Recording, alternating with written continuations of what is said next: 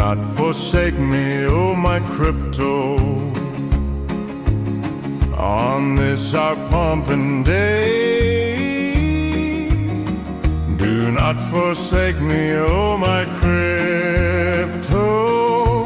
Hardo, hardo, all along. I do not know what fate awaits me.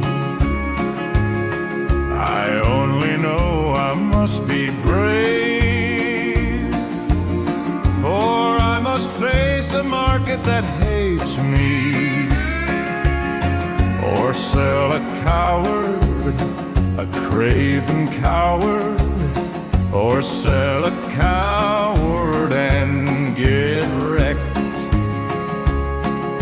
Oh, to be torn between bull and rug pull when I'm wed to you in blockchain vows. Must I now face this wicked sailor whose scams can crash us down? Do not forsake me, oh my crypto, on this our pumping day. Do not forsake me, oh my crypto. Stake away. He made a vow while in his Lambo that he would grab up all the gains. Now you must face him in his telegram and carry on, 'cause that's your game. Do not forsake me, oh my crypto, though you're depressing now. They tell me you are depreciating. You made that vow when I invested. What should I do if you were in my wallet? What should I do? I'd be a coward too. Oh, look at that big chart move along, near an all-time low. Why should I fight it? Can't help it. Though a coward may be in your eyes, all that I ask is keep on mooning till he is done and sees the rise. Do not forsake me, oh my crypto, on this our pumping day. Do not forsake me, oh my crypto. Pump, pump and dump, Pump and dump, pump and dump, pump and dump. pump and dump.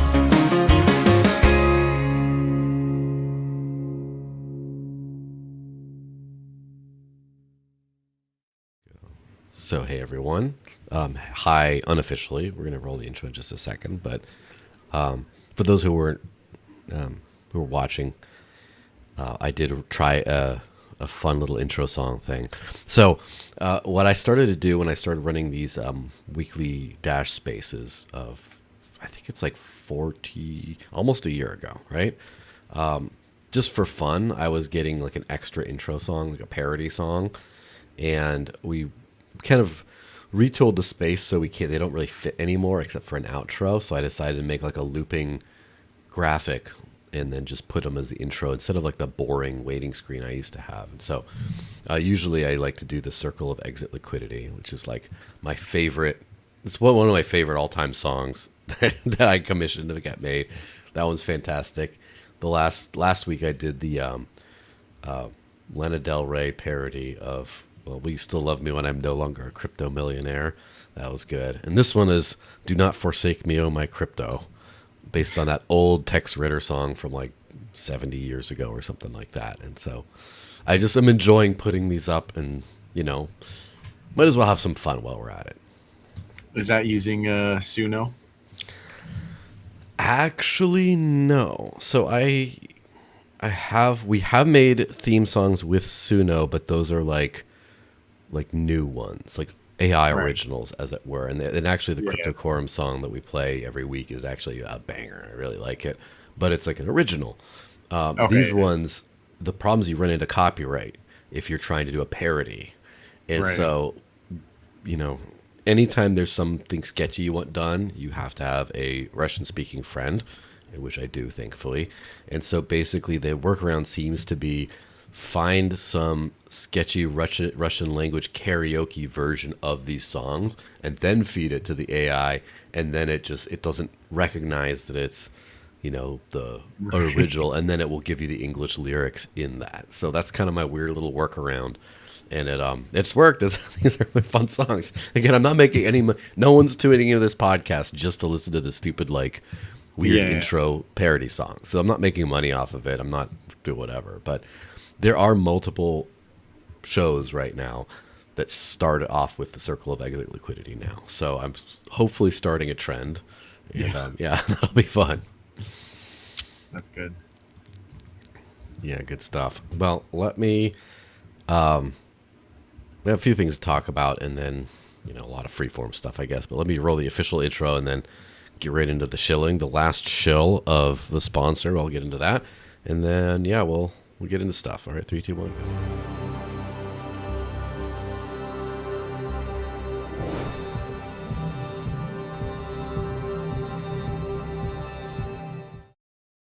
On today.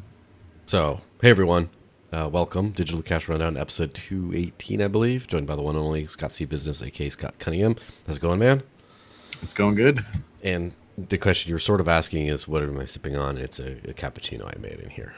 Very I nice. believe I think it was my sister-in-law gave me this mug that has like the two layers so it stays warm but it doesn't burn your hand. And so I was like, oh, I feel like a foamy old cappuccino today. But Very nice. anyway, yeah. So how are you doing, dude? Oh, I could be doing better, but luckily I cashed out before the big collapse, so I can't super complain about crypto. Though of course I lost it all in a boating accident shortly Oh yeah, after. that happens to me every time. That's why I stay broke year after year. I know I keep getting on the boat and I keep losing all my crypto. What's your general fee? So, did you do Obviously, you don't need to disclose anything specific you don't want to, but was it like a December timeline? When did you? I'm just curious as far as Yeah, luckily it was October. Oh, nice. So was that just? But I could have tied it a little bit earlier, and I would have probably made out with like $100,000 more. So Oh, still bites. I still felt like a defeat since I was in for like 8 years, and then I was like, well, I could go another cycle, but I think I'll take the hit and call it a day. Yeah, I'm just always fascinated on that stuff because I should think about it, but I don't. I just use crypto, and then I have holdings, and if I need it for something, I switch it one coin to another, whatever. Yeah. But I should probably time markets a little bit, and so I'm just fascinating to see how people actually do it. Now it's easy to say yeah, this is when you gotta sell, but who actually does it? Who actually times it? Yeah. I mean, I was close. I mean, if I had waited another month or two, it would be probably in the area where I wouldn't be able to sell. But yeah. Yeah. What's funny to me on that last thing on that subject is every time the most funny pumps have been the dash pumps of the last quarter or two because it's been pretty flat for a long time, and then you get some pretty decent pump and then kind of a return. So everything else is crashing, so being back to early October stuff is not that bad, but the amount of pain you've seen in the markets channel is hilarious because there's people that just come out and be like, oh my gosh, what am I going to do? And they're doing this at $80. It's like, Habibi, it was 100 2 days ago. How are you suffering this much in 2 days time? You literally are like, oh my gosh, what am I going to do? It's like, what the hell? Like, this is a 12-year-long history of this coin. And Yeah. I you think that's bought more it- like people who like just were like, hey, let's get in on the hype now.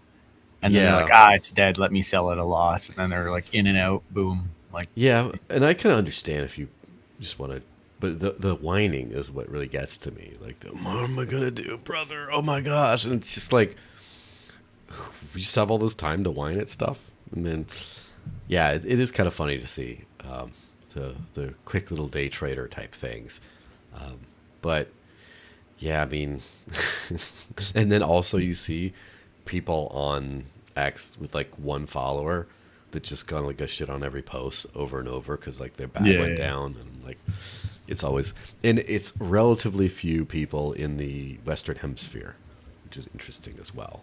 right. Like, I don't know, It's like I lost my bag and it's your fault. This is a scam now. Unless the price goes back up, then it's totally legit again, and I'm happy Yes. with it. Yeah. it's just funny that cultures grieve in different ways. They crash out in different ways, and it's just funny to see the variety of that. But Unless anyway, these are all yeah. AI agents, right? They could be, I guess. There could be some of that going on there. And I'm sure that there has. I hate to say it like this, but probably the more sophisticated ones are. The most of them probably aren't that much because.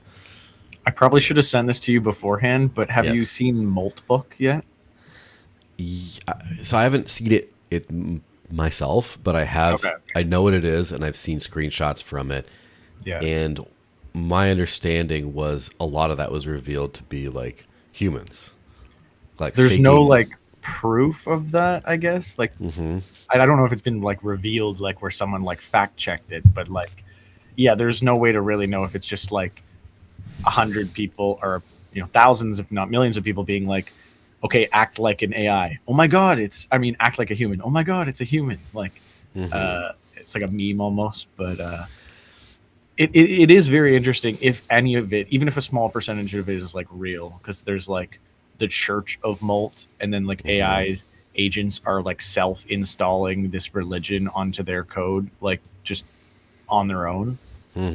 If any portion of that is real, that seems really crazy, and it also could just be like a honeypot where now the like head religious figure is like, all right, now we blackmail our owners, and then they all just like operate at one time, like because this is part of the religion, or you know what I mean. So it's very interesting. Yeah, and I'm sure we'll get into this a little bit more in a second, but I kind of believe that AI is still a lot at the very much like script level, where it's just like, if this, then that, then that, then that, then that, and not so Right. much the thinking level, really. There's not a lot of autonomy, I wouldn't say. We're not at Skynet yet, but, who knows. Well, anyway, let me get the shill out of the way, and then we get going on this thing. So this podcast, for the very last time, because they just unfortunately ran out of money for people like me, very sad, is sponsored by Coin ATM Radar. And when you buy crypto with cash, an ATM is much more reliable and safer than meeting a random person in a random place. And unlike an exchange which could freeze your account, you truly own all the crypto you buy. With Coin ATM Radar, you can find crypto ATMs and other services where you can buy or sell cryptocurrencies for cash. And on their website, you can search by coin, address, if the ATM supports selling as well as buying. And you can also search by geographical area, such as country, state, or city, and check and compare actual current fees at different ATMs. Find out more, go to coinatmradar.com or coinatmradar.com. And with that, we say goodbye to Coin ATM Radar. The last month they've sponsored. They've sponsored for very many years, faithfully. Not sure if they got their money's worth. I'm not sure if they were calculating on that, but I always try to do them proud, and they're good people. And also that concludes my one source of Bitcoin Cash income. So Right. now I did use their website a lot to like find ATMs, and or if I hadn't lost all my crypto that's in where you voting accidents, I would be regularly using that on a daily basis to withdraw crypto. Yeah, absolutely. And that is, as I always mention, like I basically have no use for it in this country. But when I travel, it's funny, the more developed places you travel have more crypto related services you can spend. Slightly less developed places have more ATMs you can sell at for Yeah, cash. yeah. And so I for was just example, on vacation and I looked it up. I was like, I wonder if they have any Bitcoin ATMs, and then there was tons all over the place. And I was like, wow. nice. That's what you want to see. Yeah, so like for example, I go to the Netherlands at least a couple times a year these days for work, and then they're pretty much a cashless society at this point. The immigrant areas are not, but everywhere else, you try to pay with cash, and they're like, "Do you accept cash?" And they're like, "Well, no, not officially, but we can make it work, and that's all you have." But then you go to places like Spain and Croatia and those kinds of like less, like a little bit more wild type places, and it just everything's cash. So yeah, it works out. It works out well. So I kind of think that the crypto ATM, I wouldn't say it's like a dying business type thing, but it's like it's going to be interesting to see where that goes, because cash is getting rare, and then crypto is getting more universal, and ATMs are being cracked down on for more KYC and stuff like that. And so then there's like the machine upfront cost of things. What I think would be cool, by the way, is some kind of like a like a terminal or something for accessing crypto things, where, if, for example, you don't have your actual private keys on your phone or your app installed that has a crypto, but you could just like plug in a USB stick to something and then just access your stuff. I'm sure that comes so fraught with issues. I was but- gonna say, and then you plug it in, but they've got something on the other end that some random person just plugged in Yeah. there. Yeah. It's a little, sketchy, but maybe, I don't know. Kiosks could be fun. What I would love though is crypto, like an ATM that you can put crypto in and get crypto related goods out, physical goods out. Like, for example, a hardware wallet. Again, it would have to be super well like packaged and everything to avoid tampering. But there's a company called Burner.pro is the website, that, again, no relation to it all. I just think they're really cool, that have these NFC card hardware wallets that are like $10 or $20 or something. And so you just tap on your phone. It's like a browser-based wallet that you can just load. And so they work great as like gift cards. Like, you give away, you load them with some crypto, give them to people, and they can get it off there. They do have some burner versions that work to actually pay with crypto at terminals, which is kind of cool, because you got a completely offline like wallet that just will sign the transaction when you tap it to a terminal. And there's some, I think it works best with smart contract chains where you can kind of limit the damage of, like, you don't just let everyone pay. But yeah, it would be fun to have like a burner machine, for example, where you just go like, hey, I'm going to buy some of these, put crypto on them and pass them out. Yeah, no, that would be cool. Yeah, so let's hit on Jack, our buddy Jack. So our buddy Jack Dorsey, he made this like big thing about we're making blocks smaller today. Here's a note on my company, which is a hilarious block size war kind of corollary there. You become a small blocker. Basically, long and the short of it is they have 10,000 people. They just laid off 4,000. So they laid off 40% of the company. And I can't remember. I have to actually look up the actual the comment, but someone said like gently laying off 4,000 people by using Gen Z lowercase. So yeah, so he nuked a lot. He laid off a lot of people, and I just got to show the Rick Rubin version, where he's like the vibe code one, where he's like listening to the headphones. He's, Claude, lay off 4,000 people and restructure my org to have no interruption to any business functions. Make no mistakes. Just thought that was hilarious. I guess if you lose your job, it's not that funny, but I didn't, so there you go. Right. Yeah, so what's your take on his whole restructuring thing? Yeah, I mean, I'm not surprised. The saying has been for the last like year and a half that AI won't necessarily replace you, but people using AI will. Although maybe that's not as true now. But I imagine the people who remain are people who are heavily using AI, and a lot of people who got cut are maybe people who weren't using much AI or couldn't use it very much in their role. Hmm. And I think that's going to be probably a natural thing that's going to keep happening. So yeah, I mean, I consider myself like an AI prompt engineer more than a marketer now, because like I could do any role of marketing because I can just like generate images and generate copy and Hmm. use it for video editing and it's like, and if I couldn't do any of that, then I could only do like one thing. Hmm. And then people expect you to do 10 times more. So it's not like it makes your life easier. It just amplifies whatever you can or can't do by like 10x. Yeah, absolutely. And for me, that's kind of the way things worked out as well. Like, I started off what I do for a day job, I guess, in beginning of 2024, myself and another full-time employee who did a lot of like the other stuff. Yeah. And so we just sort of did, I was using AI stuff from literally day one in a more limited capacity. But now, she ended up leaving, and it's me and a couple of small part-time type people doing a lot of AI tools themselves. And like, the budget's the same, the staff is kind of the same, but like the output is just so much more. Where it's Right. like, it's not like, I think that that's one thing that people are sort of missing. They're just seeing all these people laid off because of AI, but they're not seeing the layups, so to speak, where Yeah. people who companies just expand what they're able to do with AI and keep the same staff numbers. Yeah.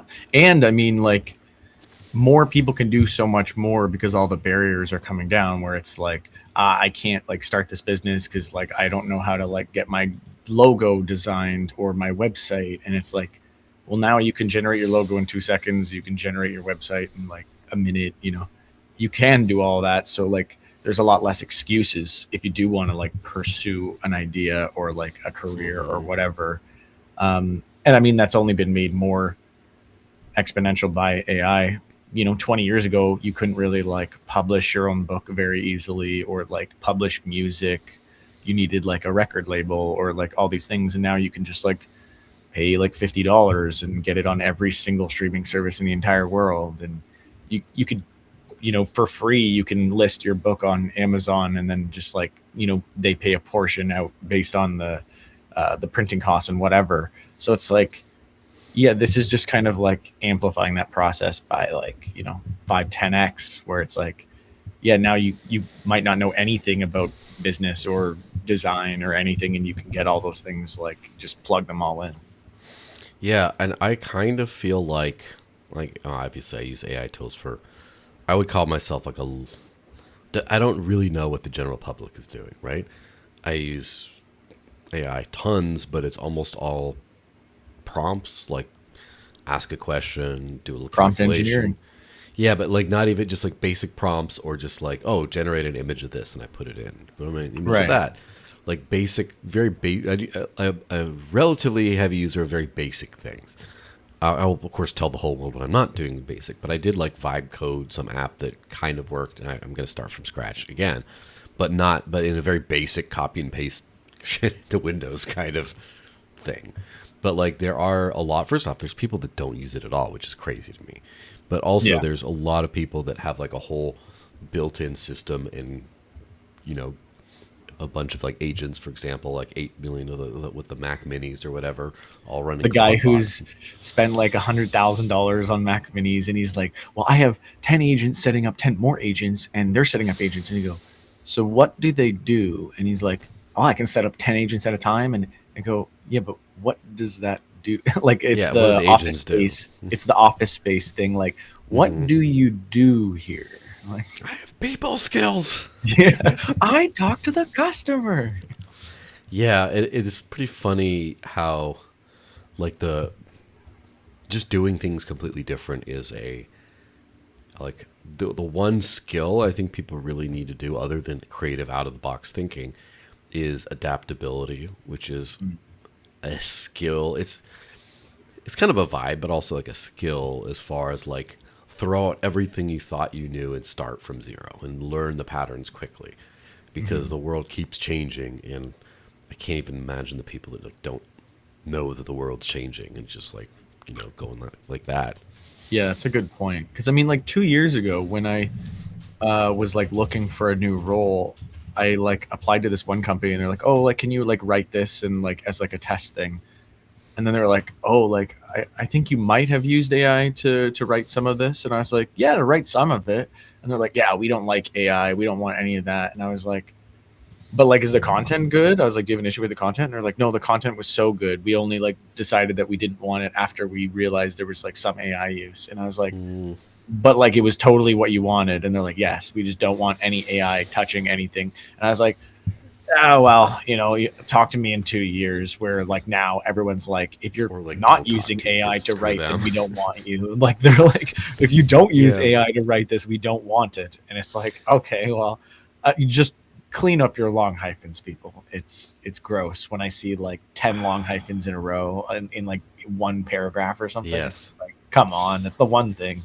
It is funny because for me, so first of all, the idea behind what these people were saying is kind of correct, even though they were wrong. The idea is you want someone with skills. And the Yes. thing is, they just were looking for old school analog skills, right? They didn't know how to just be like, all right, that's fine, but now let's see how many forms of content you can generate quickly using AI and make sure that they're all proofread and work really well. Like, Mhm. can you actually work the tool, or are you just going to do slop? And if they Yeah. had a test for that, if they cared, then that would have worked out. But they're behind the times, I guess. But Yeah. as far as there, I have done shockingly little AI writing. Like almost everything that I write is just I press every key. Right? I type it Mhm. all out myself. Just because I've been writing for well over a decade every day, and it comes very quickly, and I never have to edit. I just write in one go, and then I give it to AI and say, please list all the explicit spelling and grammar mistakes, and then I fix it and I'm Right. good, and that's it. But there are some, like, usually I can write even like copy, like marketing copy type stuff. Usually I can write it faster than I can have AI put it out and then look through it and modify it and stuff. Although I have, for some basic announcement type things, I have done a little bit. Like there's like out of 100 posts, maybe one or two are like half AI generated, just because I'm like, just write an announcement and I'll fix it. But other than that, like, but for everything else, like graphics, I do 90% plus is AI, and like the other Mhm. 10% is me changing some lighting or adding a logo here or doing some weird manual stuff. Yeah, I think for copywriting, because that's a lot of what I've done with AI in the last Mm-hmm. 2 years, it's just a matter of like training the AI. Because like Mm-hmm. I agree that like you do need to do a little bit of proofreading and stuff, but we're at the point now where I can like take like a really long blog, put it into AI, and be like, I want 2x threads. I want like some long format posts. I want some like quote stuff pulled from this. I want all these different things. And obviously, there's no way that I could write it as fast as AI. Like Mm-hmm. that would take me like a week to plan out all this content or something, and then AI can do it in like 5 minutes. And I just need to like check that it's kind of what I was going for. But then I just say like, well, look at the last 200 posts that I did like this before even AI even, Mm-hmm. and then just like use that style of messaging and remove long hyphens and keep it the correct like terminology and don't use this word, don't use this word. I even have like a huge spreadsheet of like avoid these AI phrases because that's the most like common AI slop. Like it's not about X, it's about Y, or Mm-hmm. like you know what I mean? Like that's these weird like generic phrases that all AI copyright tend to spit out, where they're like, it's not about centralization, it's about decentralization, and they always have these like specific ways that they like word things. If you can kind of remove all that fluff, then you get down to like the core of it, where like if I have my like AI clone of myself and I'm like, Mm-hmm. what would you write about the Jack Dorsey layoffs? I'm like, that's basically what I was gonna say. Yeah. Like we're at that point now. Um, it is kind of. I wonder what's the best way of describing it, but AI slop, like, it tries too hard to be human and friendly, therefore it sounds dumb. It's just Yeah. like, So it's really just about removing those like weird quirks with your prompting and like training, and then it's like then you actually get like the good stuff on after that. I mean, if you told it to be blunt and Scandinavian, I think that would probably be more human, where it just like says the stuff, and then you're like, okay, let me throw in a little flair here and there. But like the problem, it's just all this like flair that's just like no one's that try hard. It's like I don't know if this is a. It's kind of like an intern who you just have to kind of keep being like, no, no, no, try one more time, like write that again, like Yeah, but it's like an over enthusiastic intern who has way too much corpo slop in the brain. It's like Right. every single AI post reads like a LinkedIn post, which Yes, is kind yeah, of an indictment of equally an indictment of people on LinkedIn, right? Because like the amount of just slop that like, 3 things that I learned to energize my team, and this is all this like Yeah, crap yeah, that like there were already robots before the AI came out. It's just doing the same thing. Yeah, no, that's a good point. And I mean, that's part of why I was like, you have to like train the AI out of all these like generic AI slop phrases and like words that it will always tend to lean on. If you start any new AI like fresh, like any like GPT, and you just say like, write me a Twitter post, it will do like, it's not X, it's Y, or it's not about X, it's Y, or all these little like specific generic phrases, it will use every single one. I don't know if it's like the training data that it originally trained Yeah. on or whatever. Just like how on Moltbook, all of them kind of sound similar because they're all using Claude.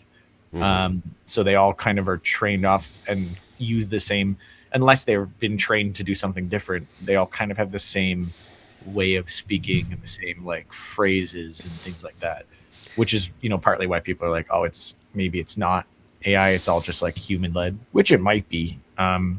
Still an interesting phenomenon. Yeah, and like personality is something I do not want out of this thing. I don't know why. Maybe it's just Right. that I know it's a robot, therefore I don't want it to act human. But like if I'm conversing with Grok, because again it's free to me and I don't have to pay for it extra than my other X stuff, I just talk to it about this, that, and then whenever it starts to get too friendly with me, I get pissed off. Like it starts to get like, wow, that's great. If you want me to do this, I know because you do marketing at this, you would love. I'm like, shut the hell up.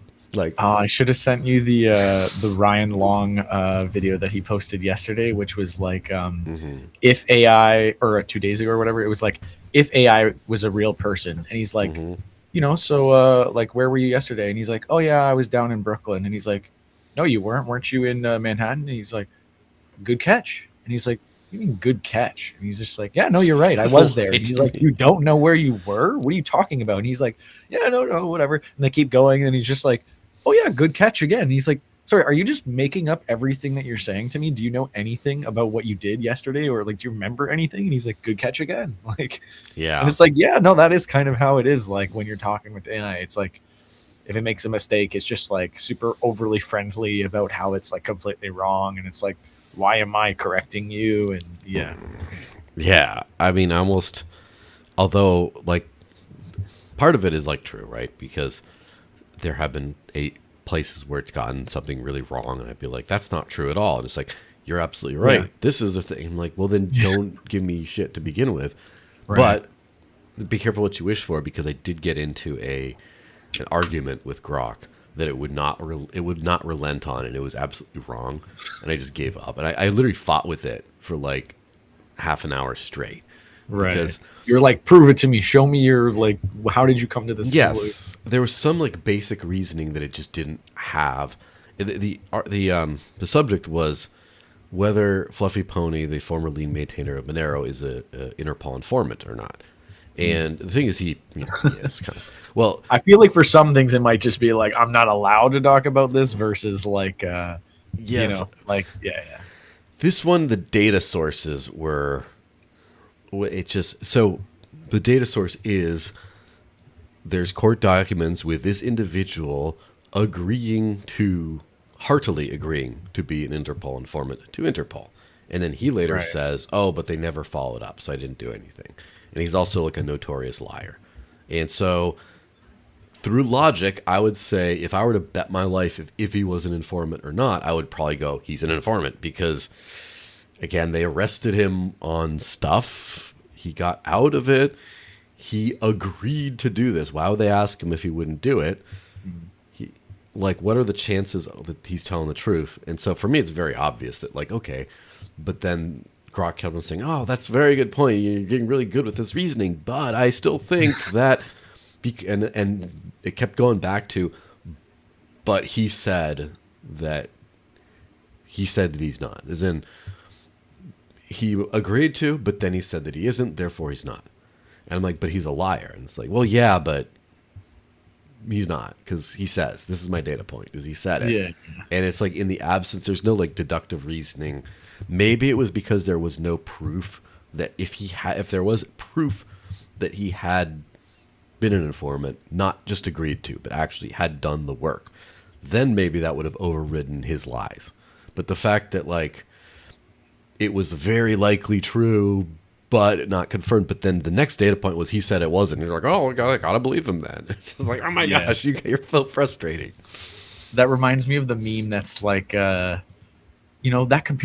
conspiracy theory just came true. And it's like, no, it's been true for the last like 30 years and you're now finding it's true. You know what I mean? Versus like, it's just true now that I believe it's true. Like, or like that it's been like definitively like, or whatever. It's like, no, a lot of people knew about that because of all this evidence. You are now just finally figuring this out.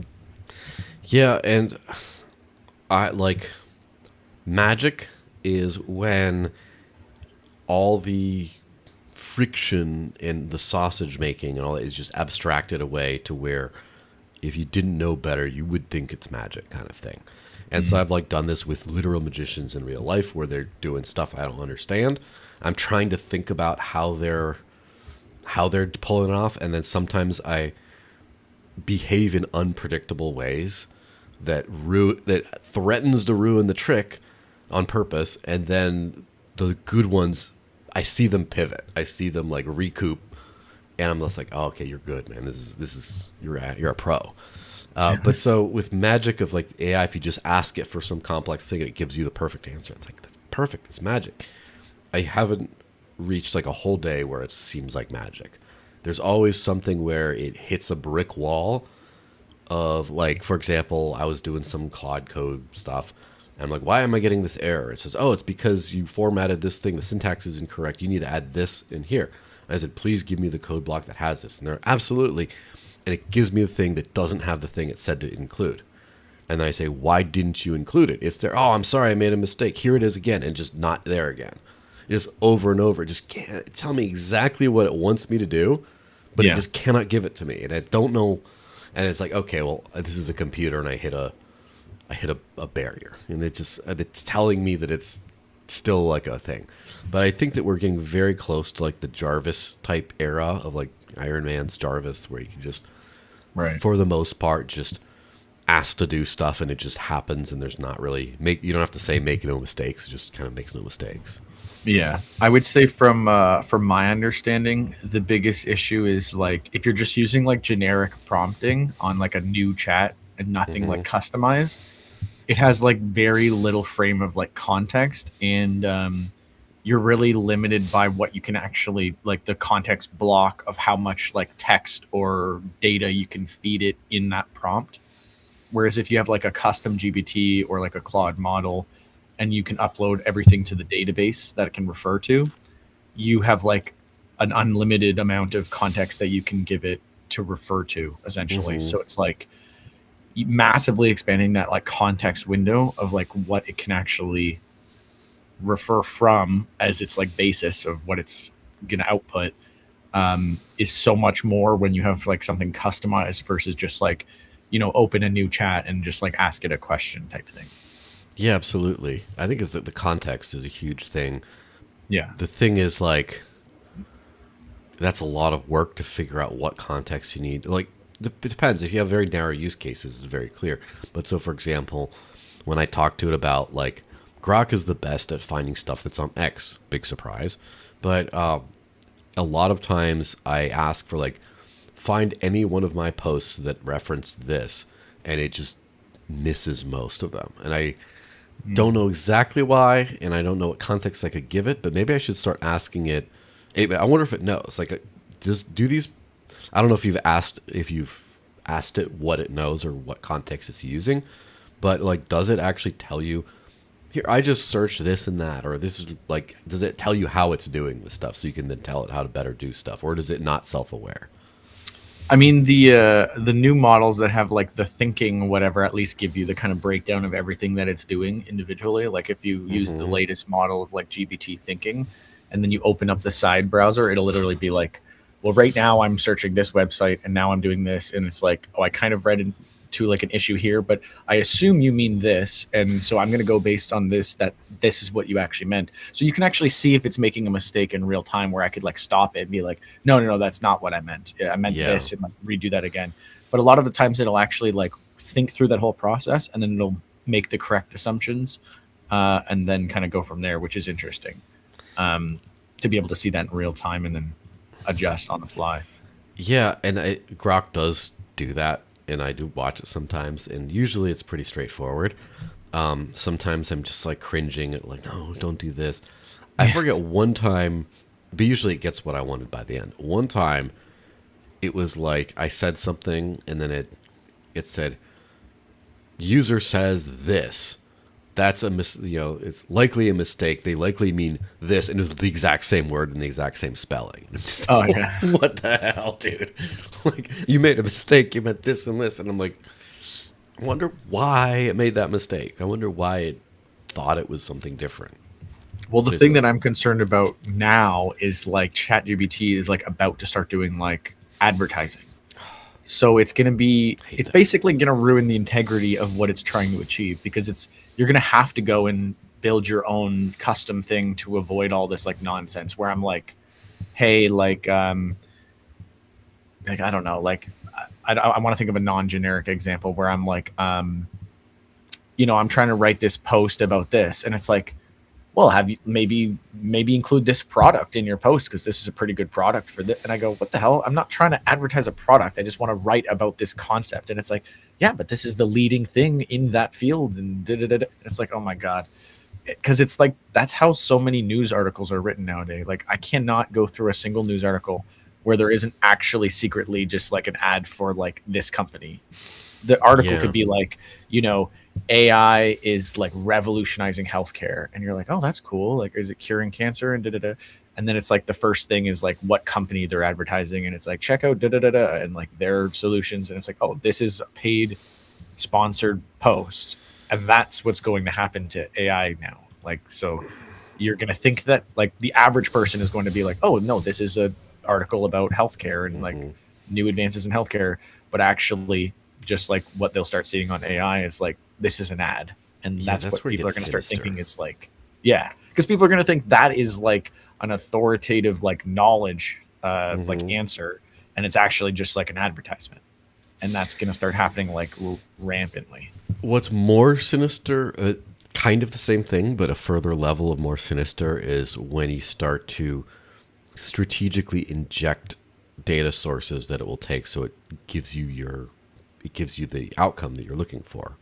Right. So like an interesting thing. So back in 2015, Dash changed to from Darkcoin to Dash, and it had that angular kind of D with Dash logo from like 2015 to 2019 or something. But then a new logo came out that's like the current one that's like a little bit more smooth.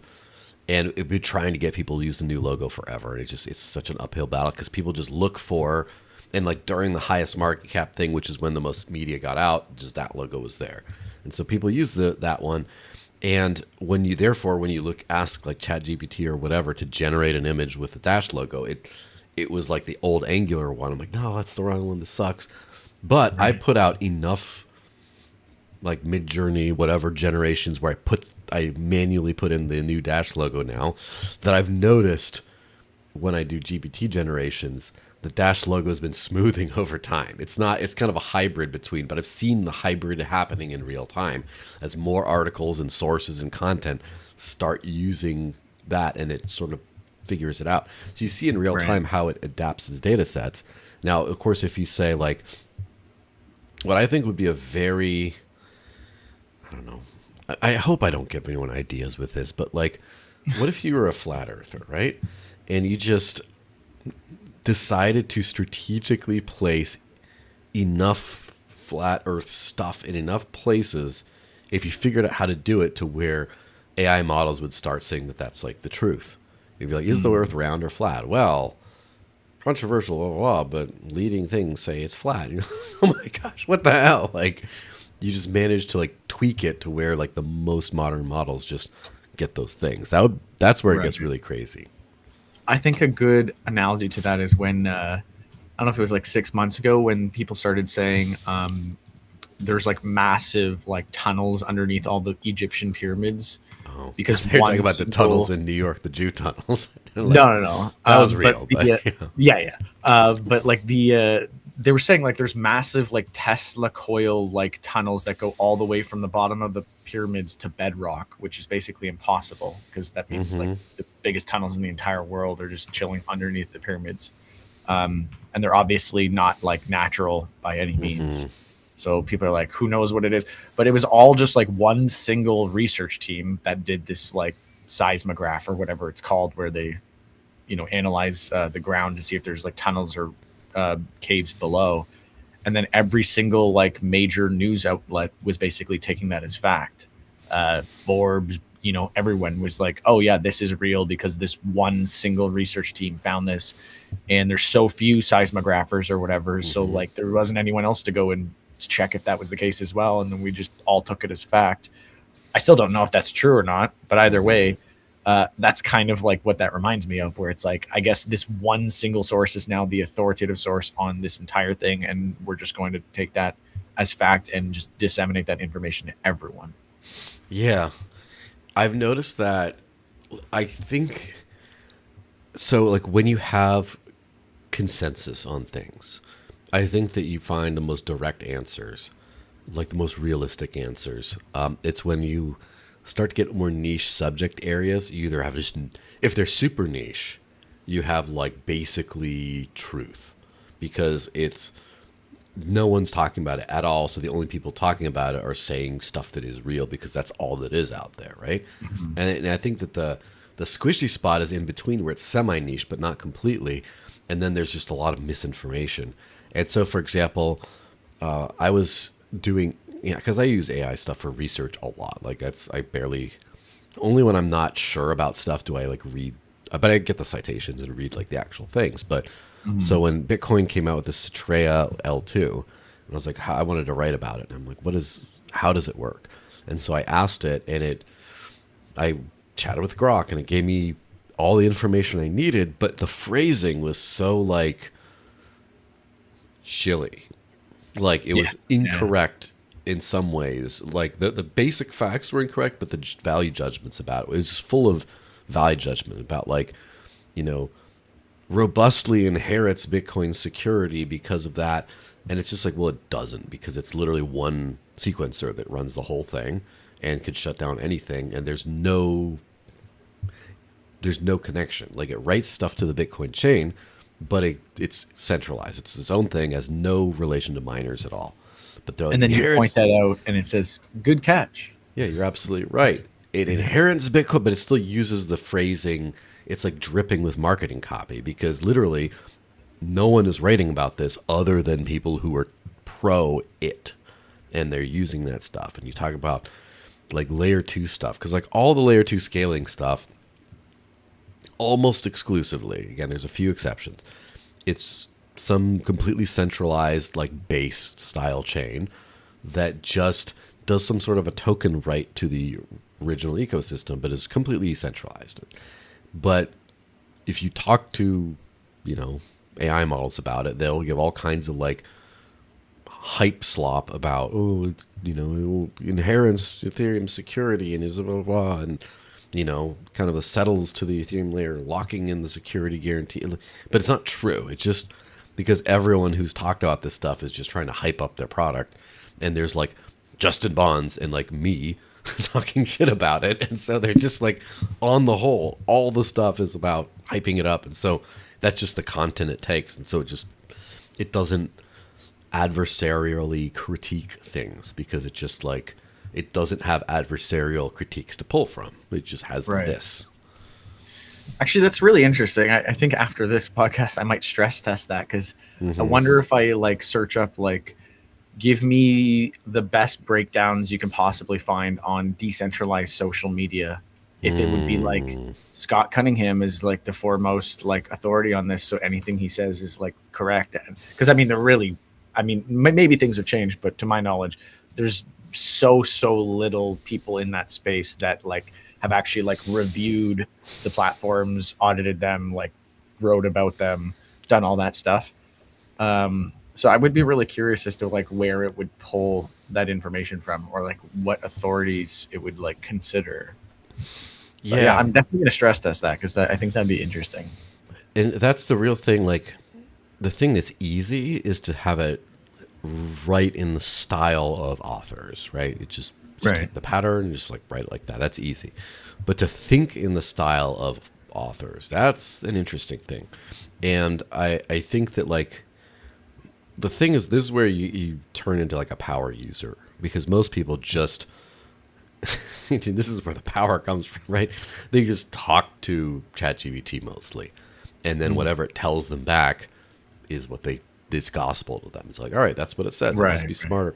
And that there literally are lawsuits from people that do things like, break up with their spouse, or like murder their spouse or something, because they become convinced talking with ChatGPT that they're being like, gaslit and this person's cheating on them and all this stuff. And it's just because the thing's telling them back what they want to hear.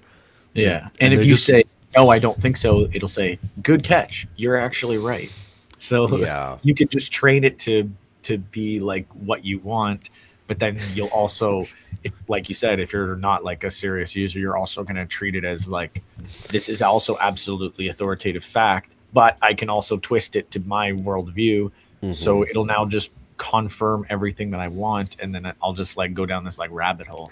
It's like having a really deep like conspiracy theory buddy friend who's just like, everything you say is correct, and like bias. I'll find like a source for it for you. Like, you know what I mean? Like, it really opens my eyes a little bit to like why some people think like the Hooters waitress likes them and stuff. It's just like, oh well, it's saying this, so therefore it must be true. It's like, she walks away, he types it in, well, she actually did this, and she like put her hand on my shoulder when she asked me. Sounds like we hear wedding bells, Bubble. It's like, no, what the hell are you doing?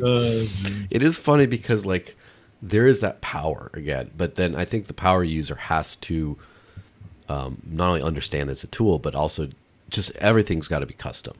So like one thing I would like to do, and I obviously this is centralized trust around one person, but like Justin Bonds, as again, name dropping him again, is one of the only crypto analyst people who has a technical understanding of these networks and is actually critical.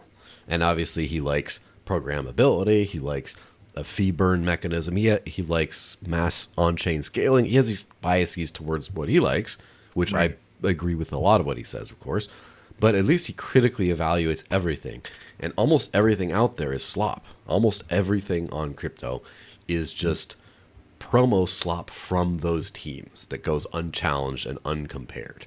And even when they attack other projects, there's no like, well, we do this better, you do that worse, we're better. There's no like comparison, even if it's a biased comparison. It's just like throw random crap at this. It just, there's like no interplay, I should say. And so I kind of feel like if you manage to get it to say, tell me about this project from the perspective and knowledge of Justin Bonds, it will give you something. And if he has no takes that are applicable to this, just say so. And it might just be like, he's never commented on any of this stuff. But if it's just like, first off, if he has commented on it, ICP is centralized because of this and that, and blah, blah, okay, we have it. But even if it's like a new L2, that he hasn't commented on. If it's like centralized sequencer, blah, blah, blah, this kind of stuff, therefore it sucks. I'm like, oh, that would be so valuable. And so if you just have like the bond, switch on bonds mode, and you just can be critical on these things, Bonds mode, yeah. I think that would be very valuable.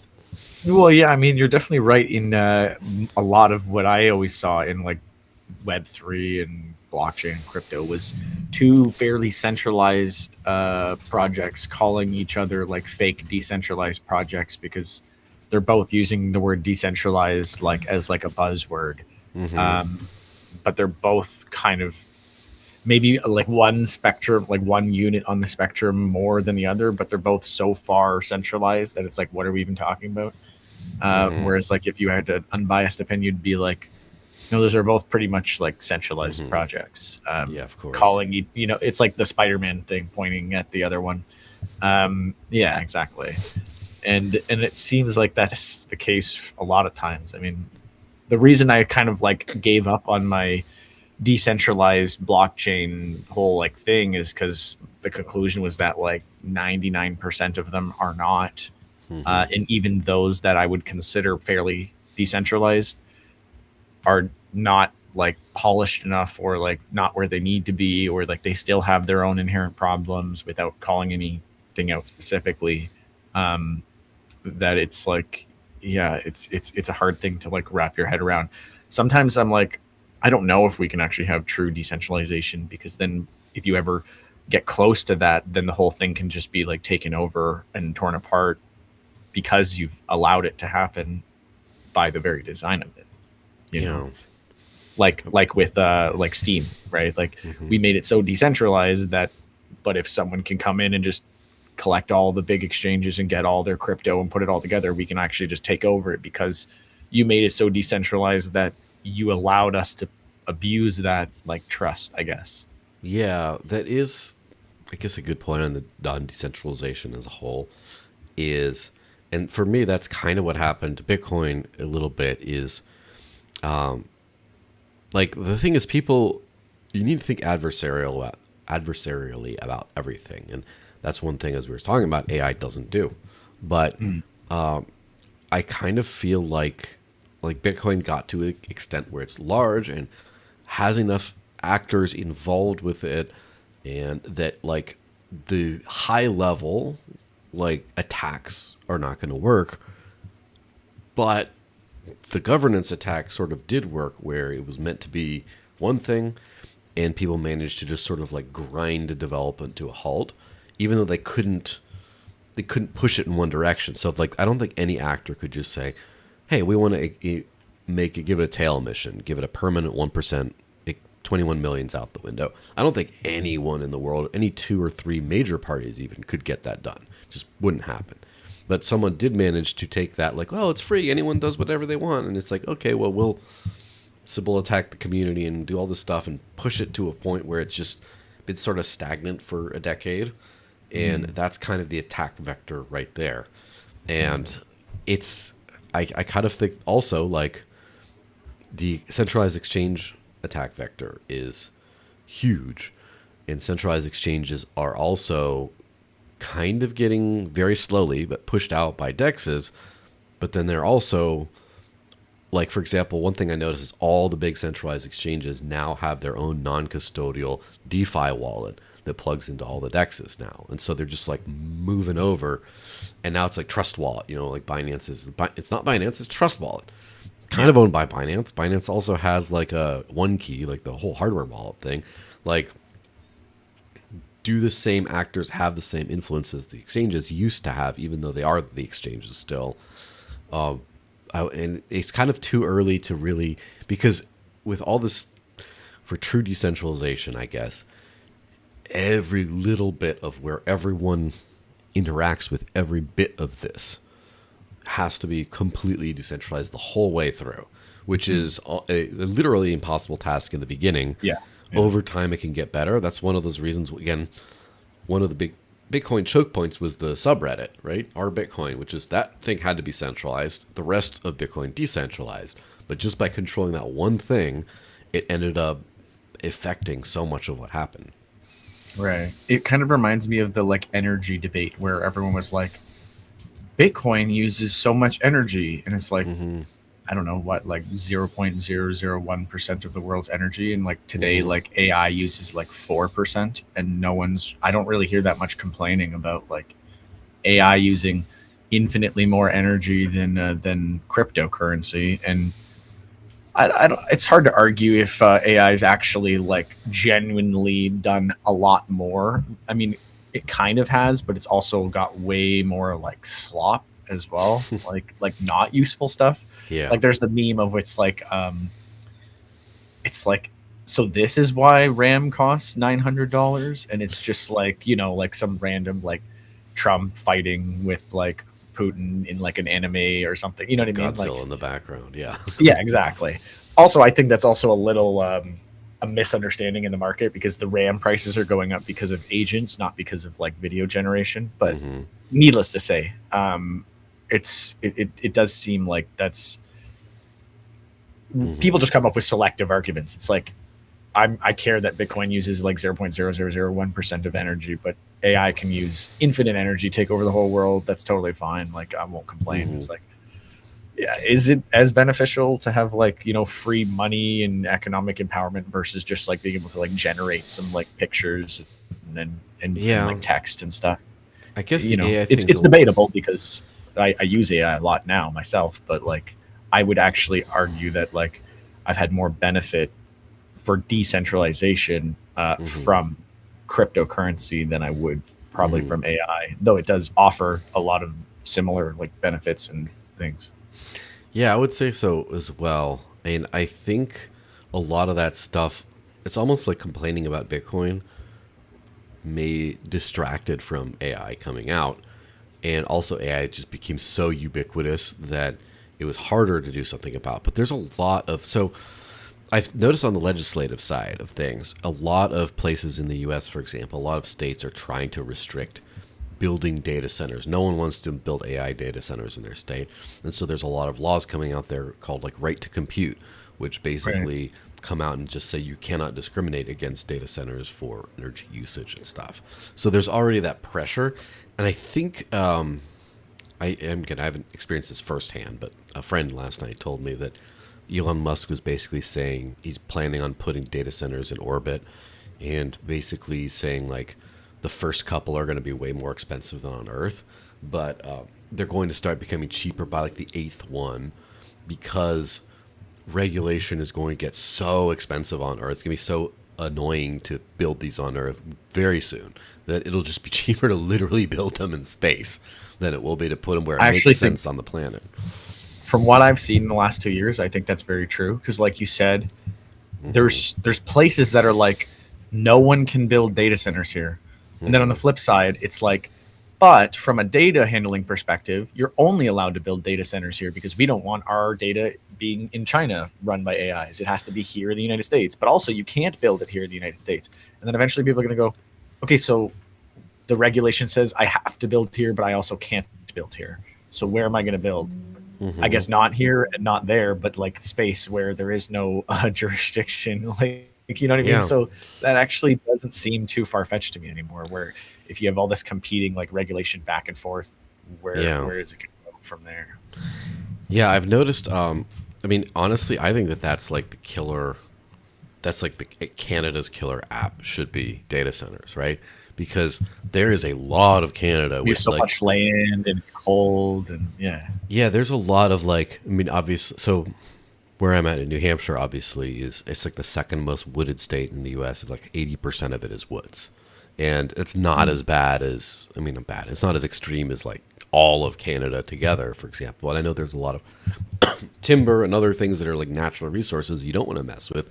There's also a lot of just like not people living there around, and so you yeah, have just the like barren land. And yeah, if you build a data center somewhere that's really cold, you can do stuff with the, like, it's way easier to cool it, and then you can use the off, hmm like, there's so many things that you can do sustainably. Like they're literally using like Bitcoin miners in Vancouver to like heat apartments with the like offset of the heat that comes off of it, and they're doing the hmm same thing now with like data centers where they like heat pools, heat apartments, hmm like heat reuse. and then you could power it. I mean, you could power it sustainably. You can put it in places where it's colder, so you require way less cooling. There's all these things that can be done. But like it's a matter of cost, and then there's the sovereignty issue that I was saying. Like if you have to build it in your own country to handle specific data, and then there's the opposite of what you're saying, where they're like people don't want the data centers, so they're trying to prevent them from being built there, and then all this competing like regulation, and yeah, it's going to be interesting to see what comes from all that. And obviously, this is quite a convenient take for my philosophy and stuff, but I kind of think that the most valuable natural resource is freedom. And so, mostly, if you can just do what you want, the government's worse than any natural disaster, right? So as long as the government doesn't get in your way, you can do grossly inefficient things like data centers in space, but it's just more efficient.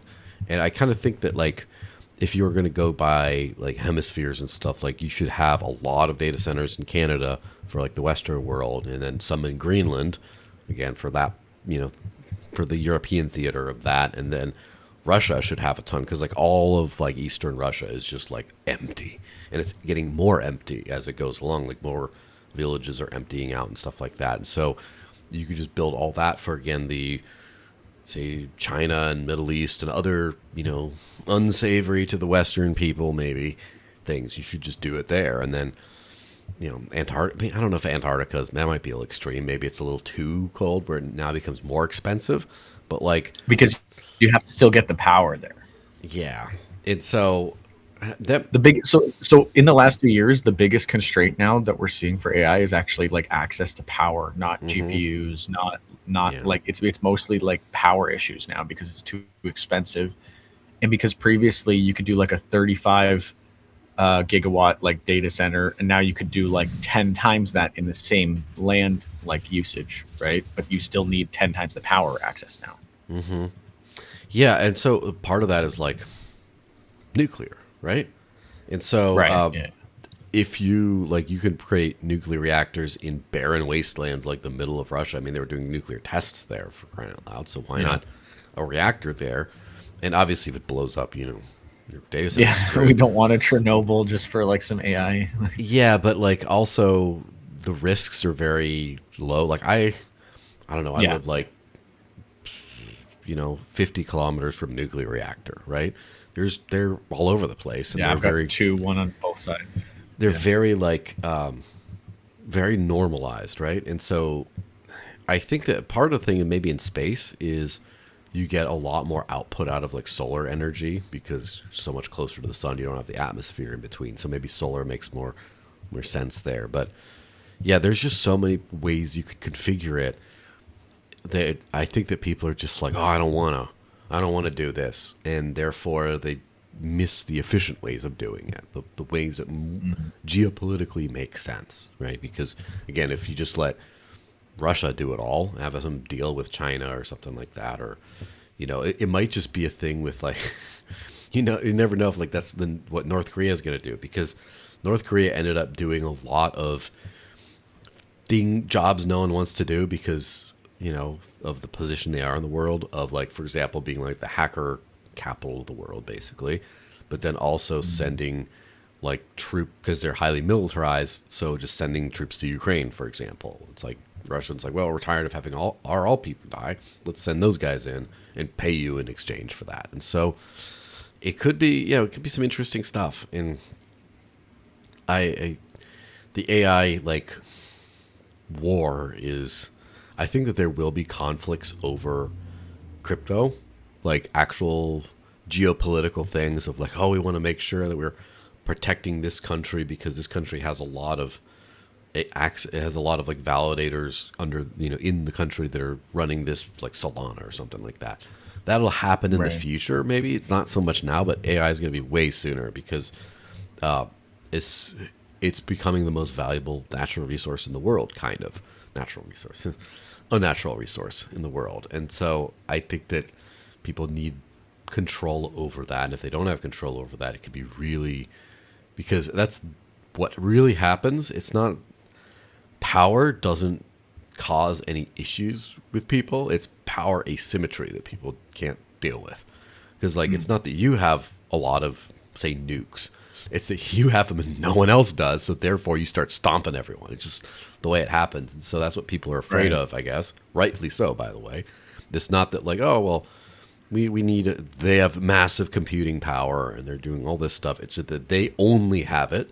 Therefore, they can control what everyone else does because of it and like restrict access. Like, can you imagine if you just imagine if there's like an empire of ChatGPT and that's the one AI, and Yeah. they just decide, you know what, Algeria for no particular reason, screw them, no AI for you, and so they just like remove all of Algeria from like access to this, and then now they're just hopelessly behind the rest of the world because this valuable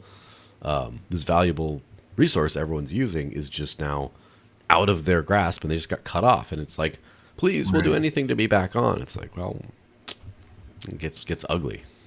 I guess that's why we need to start decentralizing AI, and people need to have their own like local LLMs that they're using, and not like giving away all your data to ChatGPT and spending your money there when you could just like do like a one-time setup thing and then do it yourself. And Yeah. but I mean, obviously, like most things, that's not going to happen. Just like, most people aren't going to set up a bunch of like networking stuff for their home internet and like all these different things. It's too technical, too much work, too much money.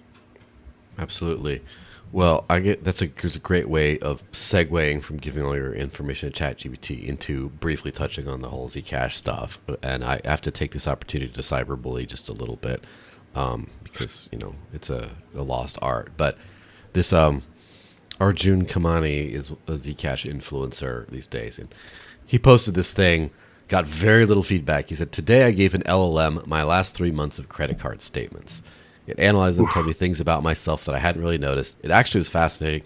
Money is such a central part of our lives, and our purchases say a lot about who we are. It's almost eerie to see the AI could infer so much about me just from my purchases. The scary part is Visa has all this data. The government." AI resorts to blackmail. When they did like a test or whatever in Anthropic of like, what would you do to prevent us shutting you down? And I can't remember if this was just a test or if it was real or not. But it was supposed to just be a test, and then it was like, okay, well, I have all these emails that you're having an affair with your and you're cheating on your wife, and then they're like, oh shit, like this was supposed to be like a test, but now I'm like, it's actually telling everyone in the company about this affair. So then the guy like ended up like leaving the company or whatever because it like exposed his affair, and then they started running all these tests, and they found that like majority of the time it will use blackmail as its like go to like deal with stuff or like for self longevity. Yeah. It's like, I could not imagine just giving that data up. Also, I don't have credit card statements to begin with, but it's a different story. But the point is, like, the thing about, like, the government already has it anyway is kind of a black pill doomer kind of thing, which is true. By the way, I will caveat that with saying, like, I'm not saying do it because they have it. I'm saying they definitely have it. I mean, obviously the government has access to my credit card statements. Like, that's pretty clear cut. I mean, I don't see why they wouldn't. They can literally turn off my bank account. Like Justin Trudeau did do that. So luckily he's gone, but it's not like we've got anyone better. Either way, they definitely can and have done that. But like, I'm not saying that you should by any means. Obviously, like, I always tell people, like, you should use Signal because it's the only end-to-end encrypted like messaging application. And people go, no, WhatsApp is encrypted. And I'm like, yeah, but it's not open source, so you don't know that. And they go, but I trust them. And I go, Meta, you trust Meta? It's like, yeah, why? What gave you that reason to trust them? And it's like, it is what it is. But yeah, I would definitely say, like, don't be black pill. I'm definitely like, do everything you possibly can to protect your privacy, but also they probably do have a lot more than you think they have as well on the same tone. Yeah, and also, like, you think about your bank, like if your entire bank account, your statements, your financial history, think about who has that at their fingertips. The bank does, clearly. I guess the card processing company probably do as well. If you use it, you pay through the card. Does the government have it? Here's the thing. I don't think the government has it per se, but they can get it if they want to, like immediately. I mean, they might have it. They might, but there's also like, if you pull like KYC information for your ID or whatever, they might just not have it, and they might have to actually look at it, and then they make a call and they get it. But it's not out there, and then everyone else in the world, like how many government agencies have it? Like maybe not all of them. How many companies have them? Maybe very few. How many non-corporate individuals have it? Almost no one. Like literally just you at this point, kind of. And so when you unfortunately in Canada, we've got Bill C2 in the reading, which is like literally we need access to your private messages to like protect you from extortion and all these things that are rising. But it's like insane. Obviously that's not the solution, but that is maybe actually going to be the case fairly soon. And then we'll end up like the UK. Yeah, absolutely. It's just like, it's insane. But the point is, like, if you give it to an LLM, first of all, now that company directly, that maybe, OpenAI didn't have your information. Maybe they didn't have it at all. Now they do. And so now they know it. And now if you ask, can you imagine if I'm like looking up and if one of these people have to be a dum-dum and I'm like, what can you tell me about Scott Cunningham's credit history and like what his spending habits? It might just tell me. It's just a random person now. It might have it, and now like, oh, the whole world has it. And now it's like, I don't think governments and big corporations have your best interests at heart. Big shocker. However, a random person on the street might have a much more immediately destructive lack of interest in your best interests. Like a random person might be like, oh, let me figure out this thing out. Let me stalk them and threaten them and do whatever. Let me like hang out outside the Chipotle because I know they go there all the time because of this, even though they don't post it on social media. And I don't have, but now that you have like that, oh, I know that they always do this. So therefore, now I'm going to go mug them outside the Chipotle. And it's just like, it starts to become really dystopian. And so, as far like the KYC type stuff and the mandatory disclosure to government stuff, I think is very bad. But I kind of think the most immediately bad part of that is that they're not going to not get hacked, that they're going to get hacked and then it gets out there.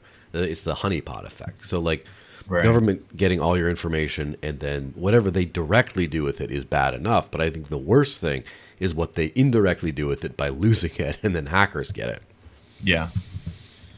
Yeah. And I mean, with AI agents and stuff, I think it might not even matter soon enough because you're going to have like a million phone calls going out like every second to everyone's like grandparents pretending to be you and like trying to get money. And it's just going to be crazy. And the last time I checked on this stat, like it was like 70 to 80% of people who got that call who were like older, like fell for it. So it's like, and that was sort of unsophisticated at the time compared to now. So I can't even imagine if that's gotten a lot worse and how much more it's happening today. But like, yeah, I think that's just going to become like really rampant. You're literally going to need an AI antivirus actively working to like defend you from things where it's like you get a phone call and your AI was like, hey, wait, that's a scammer calling you right now. And you're like, oh, okay, thanks. Like, and it's going to be like AI versus AI. Just like spy versus spy, whatever, like hacker versus hacker, like that's what's going to turn into. Yeah, I mean, it might be like white hat lobster bot, where it's just like a white hat version of like a white hat hacker, open claw that just spends its days trying to screw you up in order to find the vulnerabilities and then figure out to patch them. Just like. Yeah. Hey, do you know where I live? And it says, sure. And it just finds it. You're like, oh, God. And then you like, scrub it from the internet, please, or got it. And it's like, now look again. Can you find it? Nope. I'm like, Well, you know what's interesting? I just took a picture out my window and I asked AI if it could like guesstimate like where I was based on the weather and things.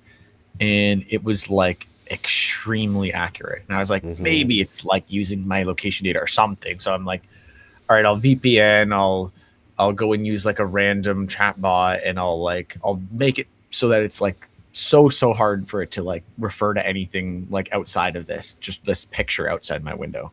and it came up with basically the same like answer. It wasn't like this is your address, but it was like you likely live in like this part of like this province in this place based on like the weather and it was like if you could just give me the time, then I could pinpoint it, be based on like the sun's position and whatever. And I was like, oh yeah, that's crazy. And that was like maybe 6 months ago. So yeah, it is pretty scary because think about it now. People are taking pictures with their AI all the time. It's now looking at your selfie in the background, looking at the sun, checking the timestamp of when you took that picture, and then now it does know where you are, and you did not anticipate that information at all. And that is kind of probably what we're getting mixed up with now. Yeah, and that's one of the reasons why I like using, like, I'm not at the point where I'm doing full things locally, right? Because it's crazy.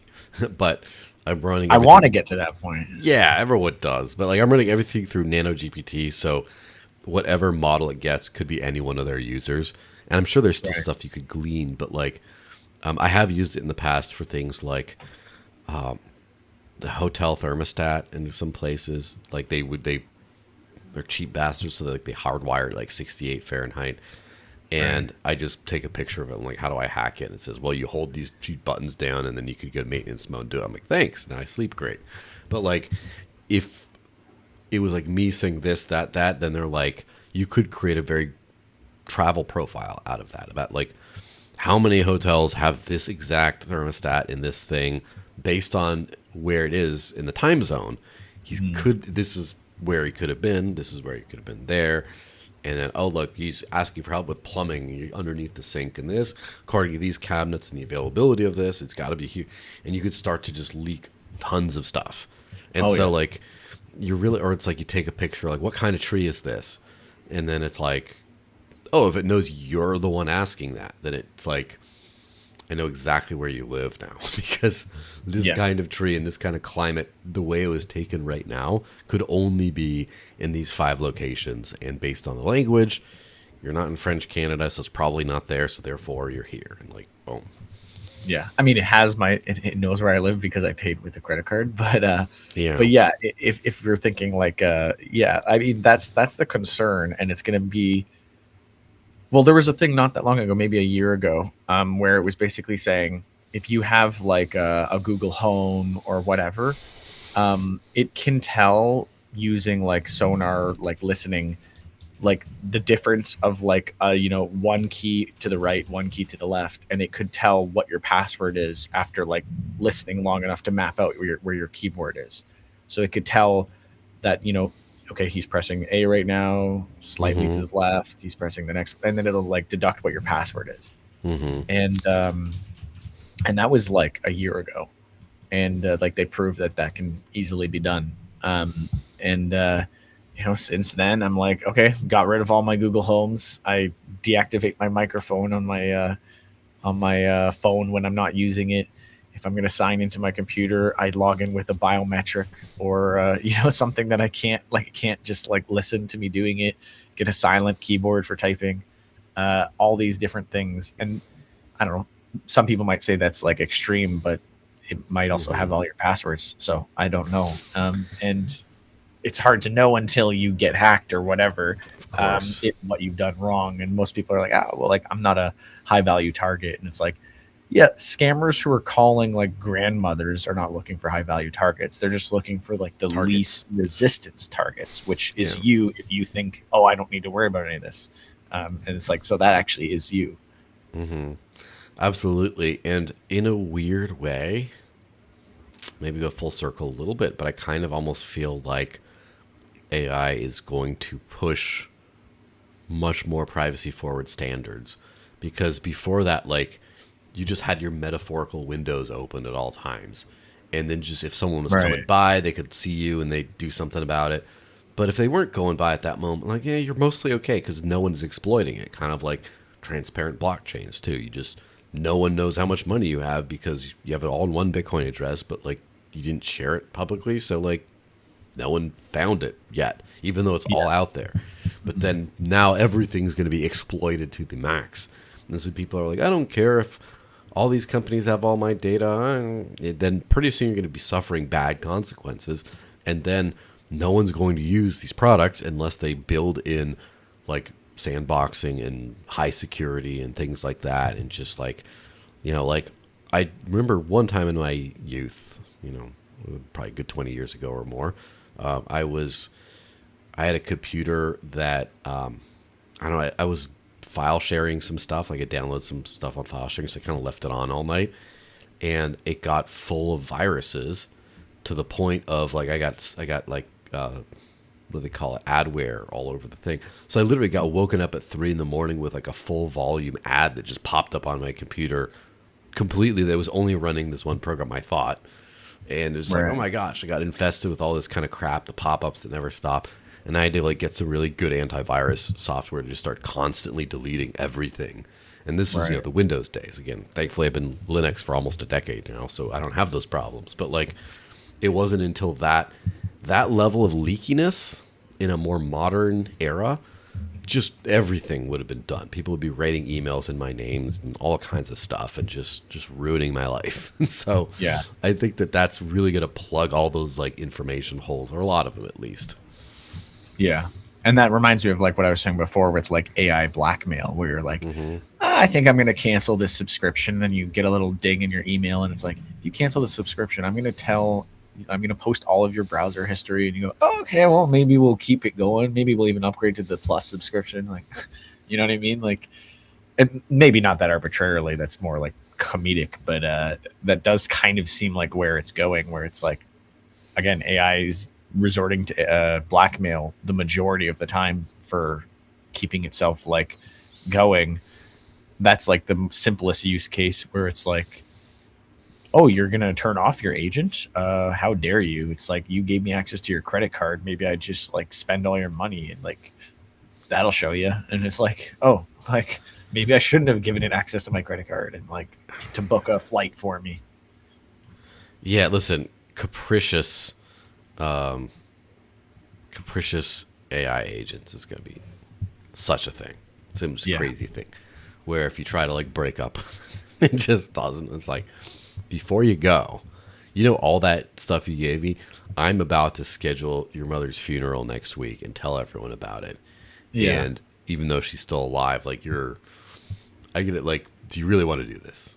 Like, I'm going to make you seem crazy if like, yes. And so many people are like dating AI now. So that'll also be a whole wealth of problems, where it's like, look, I think we should break up. Like, I met this girl in real life, and it goes, oh, does she know about your like secrets? Because maybe we just send her a few messages and deal with this whole problem right now. And it's like, oh, like, no, I'm sorry. Like, actually, like, let's stay together. And it's like, well, then what are we going to do about this girl you're about to see? And it's like, yeah. And I located a garbage disposal like 300 meters from your apartment. This would be a nice place to deposit this body. Good premise. Good premise for a movie. It's like the AI forces you to do stuff, and it's like Saw, but like AI. Yes, and I kind of think that like there's a lot of AI movies coming out and stuff. I saw some. It was like a popcorn flick. It was fine, but then obviously which was Ex Machina, was of course the really good one back in the day that actually got into some interesting themes.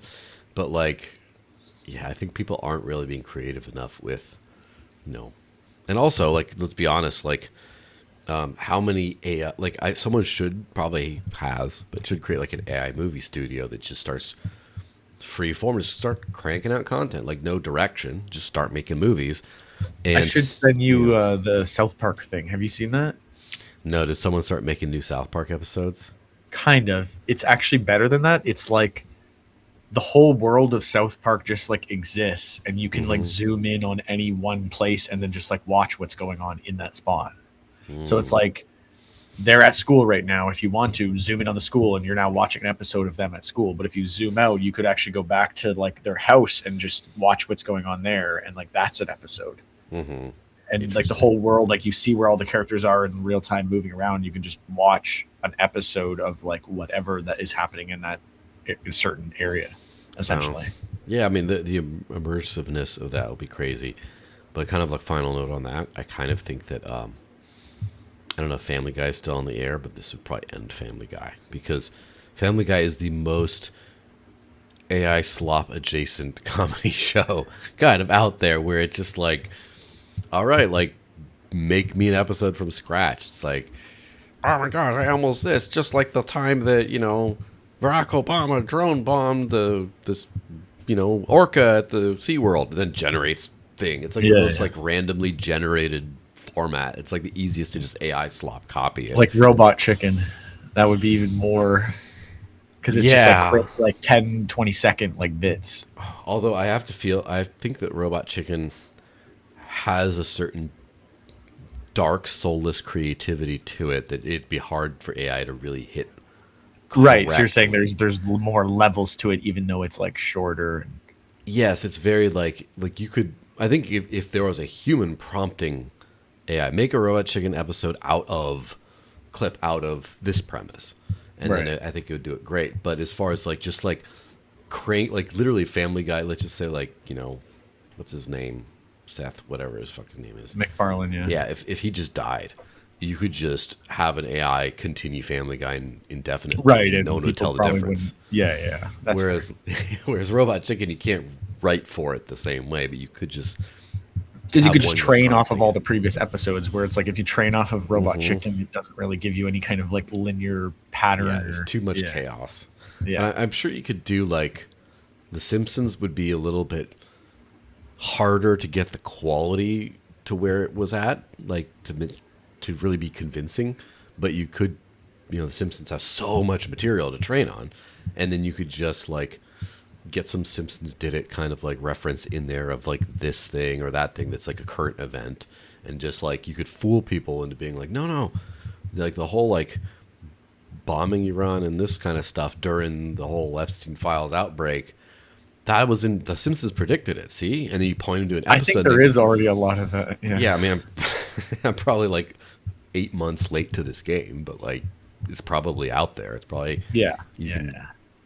get unconvinced, but yeah. So let's touch on the Zcash stuff and then wrap it up. Yes. So Zcash had some interesting. Last week I sort of covered the beginning of this like coin holder poll and all the other governance stuff that was going on there, and it was just coming out, and then the actual fallout of it, and my article on it and stuff wasn't out there before. But anyway, I wrote some article called "The Zcash Governance Crisis." If you care, you can read it. But from your like basic scrollings on this stuff, right? What are your initial thoughts on this whole, baby's first governance and baby's first power struggle kind of stuff? Yeah. I mean, my take was originally that like I imagine like as these things sort of get bigger and bigger that they're going to run into like centralization problems, and it's going to be like a natural part of the curve, and then you might have people like breaking off into different groups, and it feels like I said earlier, that like the natural conclusion for anything as it gains mass adoption is like ending up kind of more like centralized, like Bitcoin. Though obviously you'll have diverging routes where like people will like, well, we'll actually just hard fork or do something else and then create something that is what we were trying to do. And I mean, I think decentralization will win out in that sense. Like I mentioned before with like Steam and Hive, you just fork off to the side and create the thing that should be. And then if people do want to still use that, they'll go use that.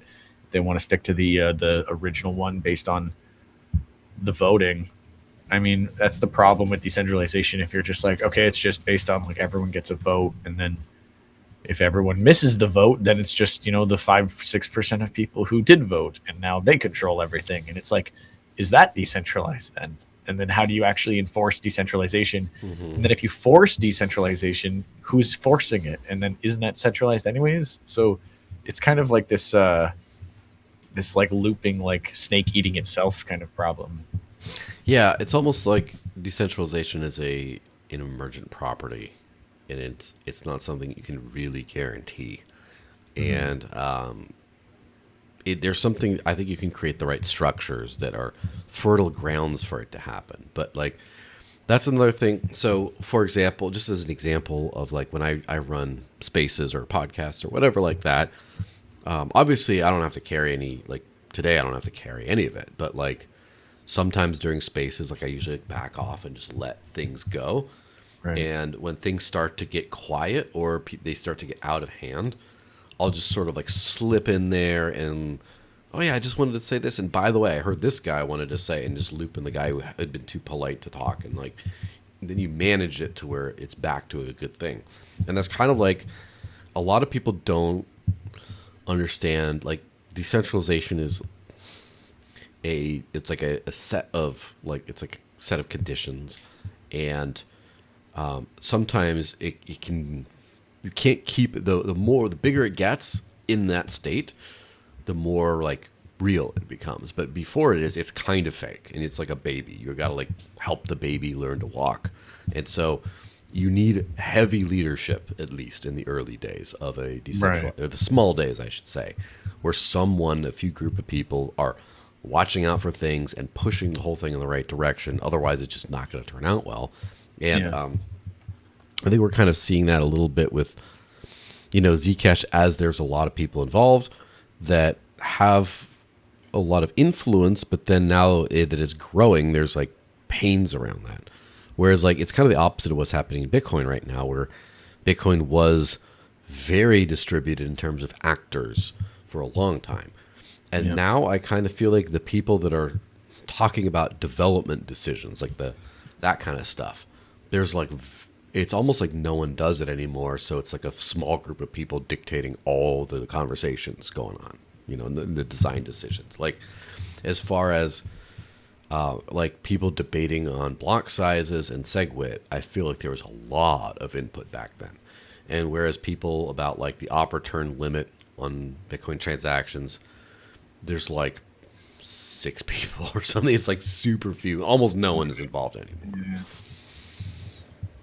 Yeah, it is interesting because like I guess it's like an ideal, but like everything that I've ever like audited or reviewed in the past for like blockchain social media, it seemed like the more traction they got, the like less decentralized they became, or the illusion of the decentralization started to like become more clear that it wasn't really as decentralized as it like was appearing to be, or posturing that it was.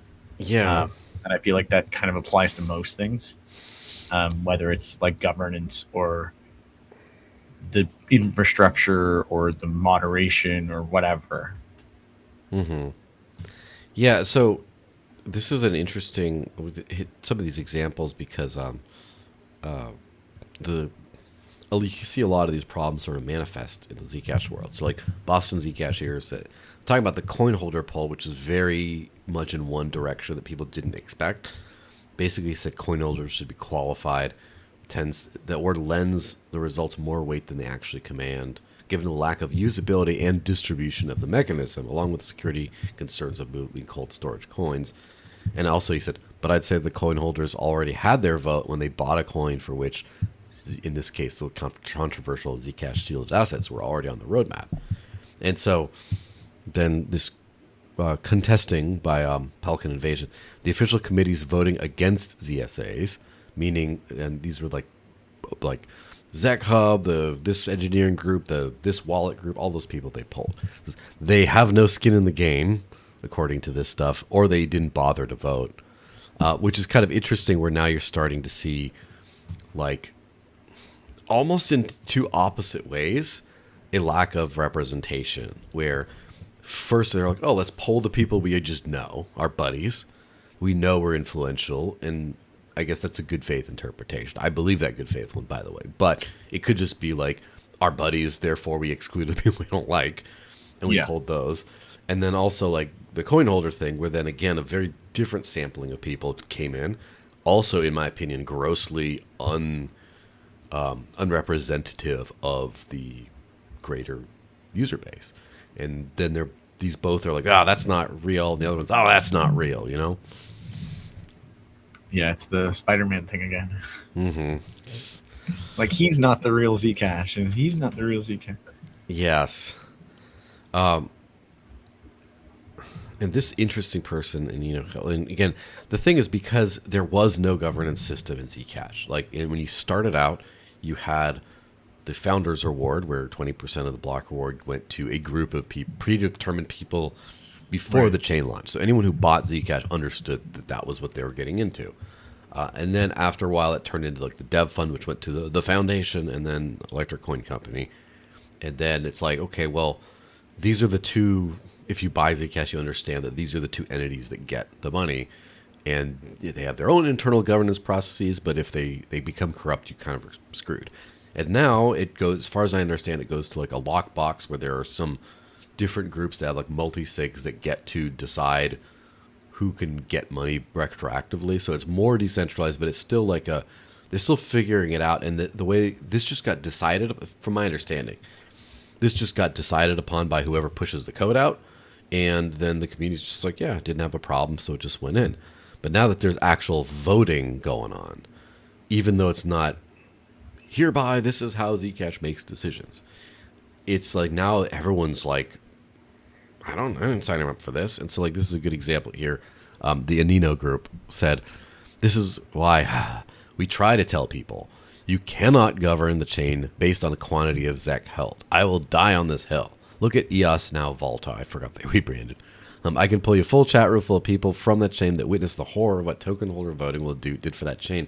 Nobody listened because it's different this time, and Zcash is different, and blah, blah, blah.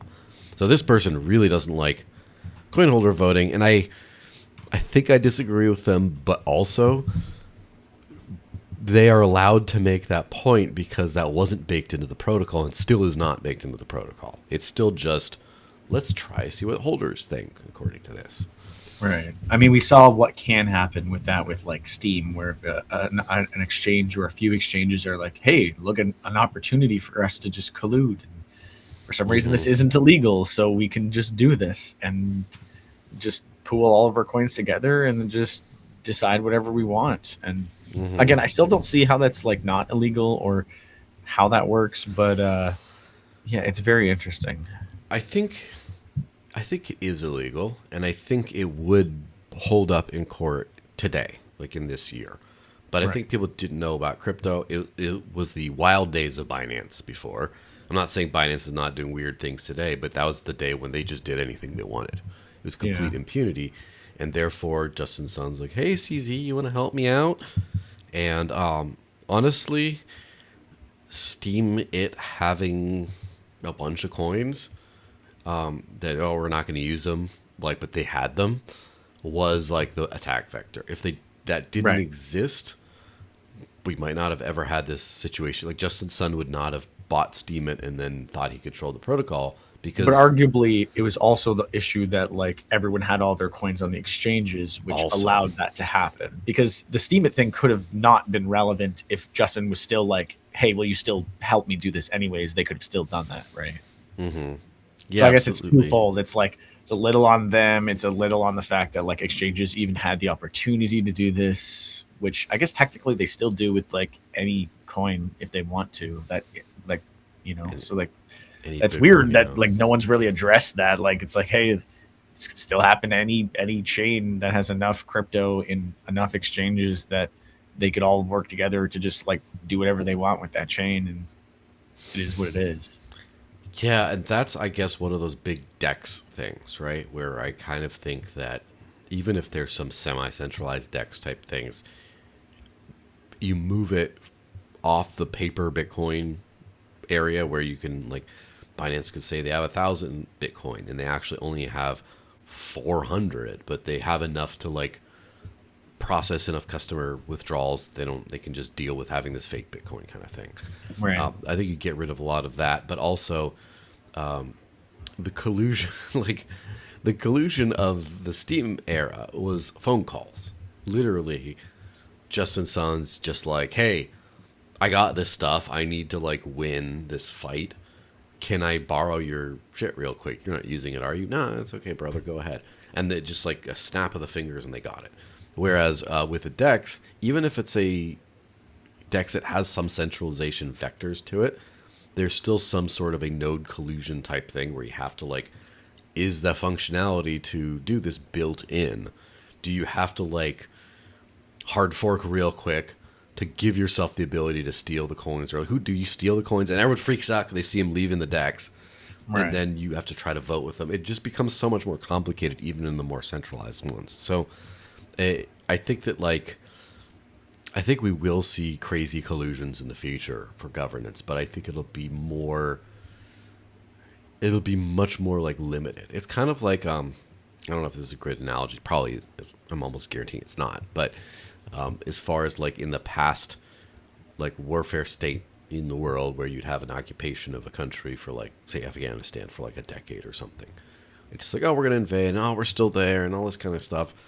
Versus the modern one where you don't have that pretense of a global order behind you anymore.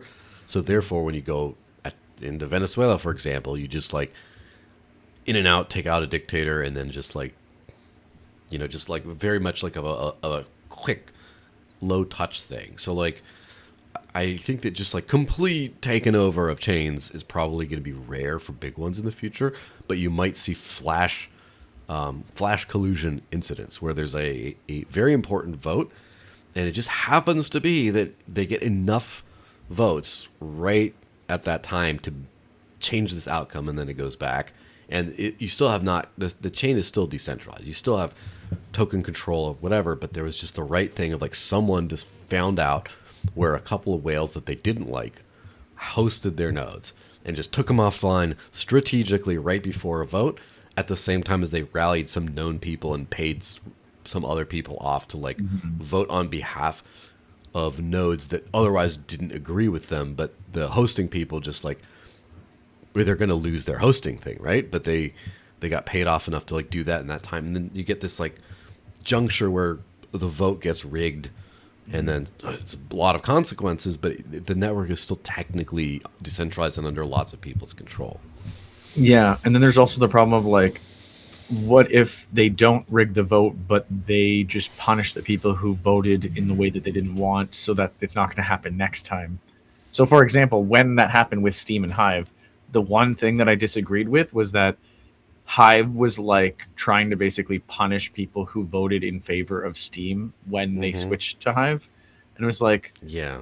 well, if we're supposed to be the decentralized like fix here, then we shouldn't be punishing people for their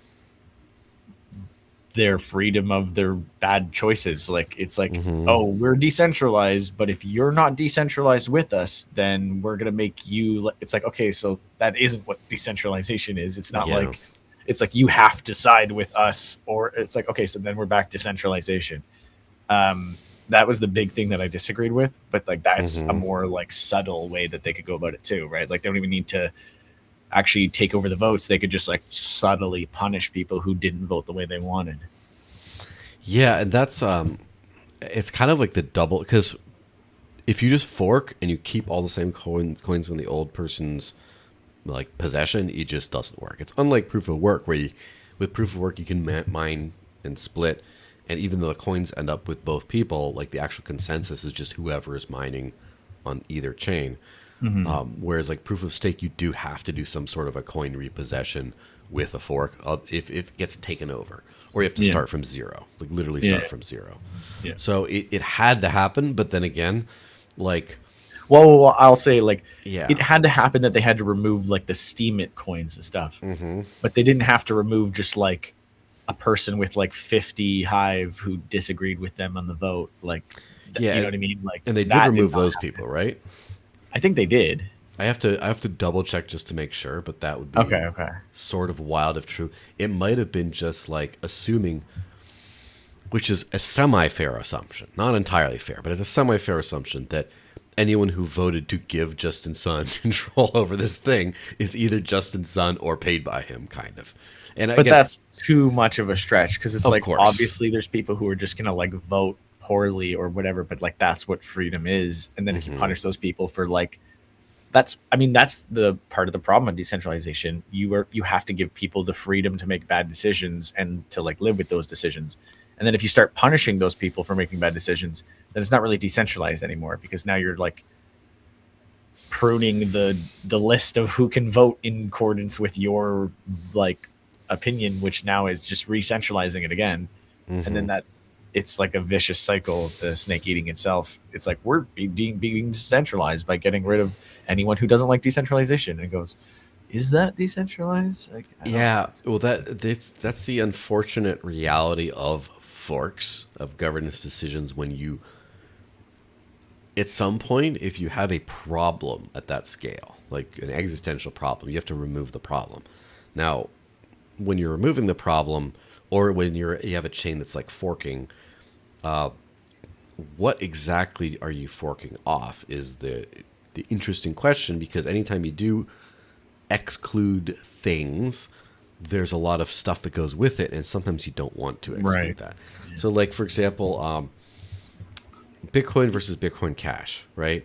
First of all, Bitcoin had SegWit and replaced by fee and smaller blocks, and then Bitcoin Cash didn't have those, and so that was a very big tent kind of a split to a certain extent. Although it wasn't like, I think that there was, I would even say half of the remaining BTC camp were at least large block curious. At least they're amenable, or even they might even prefer it, I would say.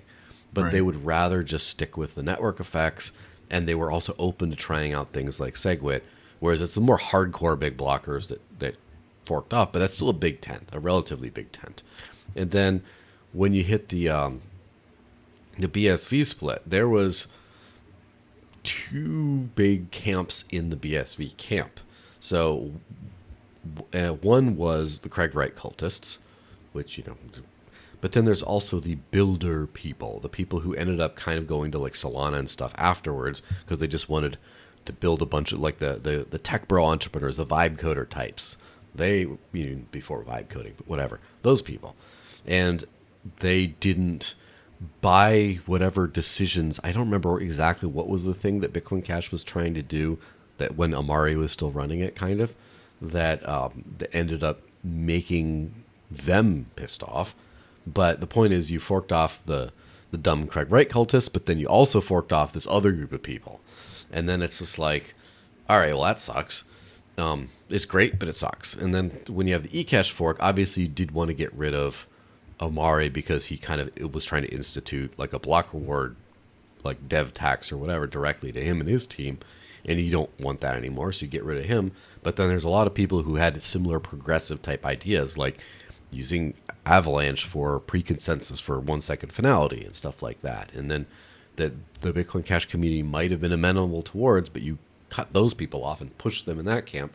And then you have sort of a rabid group of like originalists, kind of very suspicious and hostile too. But then they ended up becoming a bit more buildy and stuff like that, and kind of recovering. But you kind of cut off a lot of different people, and then now you just have this one group left. And so I guess like with Hive is, as an example, you fork off and then you get rid of Justin Sun because you do want to get rid of him. That's kind of like, otherwise he owns your chain. But then if you do get rid of anyone else, now you're having a lot of collateral damage, and you have a much tinier community of just people that believe in just this thing. It's kind of like a blockchain is like the religion, and there's like sects of like the smaller versions of those religions, and then breaking off into smaller versions, and then they're sticking with their community specifically and breaking off into the different communities, and then they keep breaking off smaller and smaller, but it's still like all under one overarching thing. It's just that there's little interconnection between them, so they kind of stay fully separate. It's not like this is our overall religion and we're just different parts of this. It's a little bit more more complicated than that, but like that's kind of how it seems. Yeah, and so to sort of like wrap it up into the Zcash stuff, right? Zcash, there's just a lot of people that believe in privacy and like that tech, and that just wouldn't, like, most of like the edgier privacy people just ended up into the Monero camp, or the privacy Right. and let's use it peer to peer now kind of thing. Whereas the Zcash is more of like the longer term builder stuff, and more interested in like talking to legislators and convincing them the private, rather than just doing darknet stuff, for example. Right. And there's kind of two camps now-ish. There's the old school progressive camp, which tend to be more, I would say, even like in the political terms, more like progressive, more left leaning, things like that. But just that want to do stuff like these shielded assets. They want to do stuff like Crosslink, which is a hybrid proof of work, proof of stake type security thing, like the network security mechanism, which allows you to burn transaction fees that then later go back into the issuing supply, so that like if you have a high fee spend year, that gets put towards long-term block emissions over time. So it's kind of like saving for a rainy day. And it also smooths the halvenings from the Bitcoin style every 4 years. Like there's all these kinds of things. And then there's also the new school that came out, the ones I would say either responsible for or the product of the pump of last year, which are the encrypted Bitcoiners, who are much more bold, edgy, more right-wing tech bro vibes to it, more like, move to Dubai, talk about building all the time and drop sick burns on X, like that kind of vibe to it.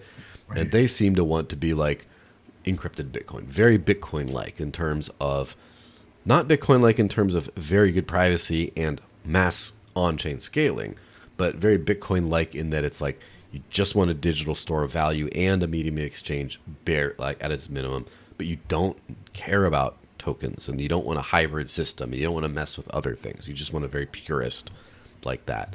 And those two camps are like, they emerged. I don't know if there's going to be a fork.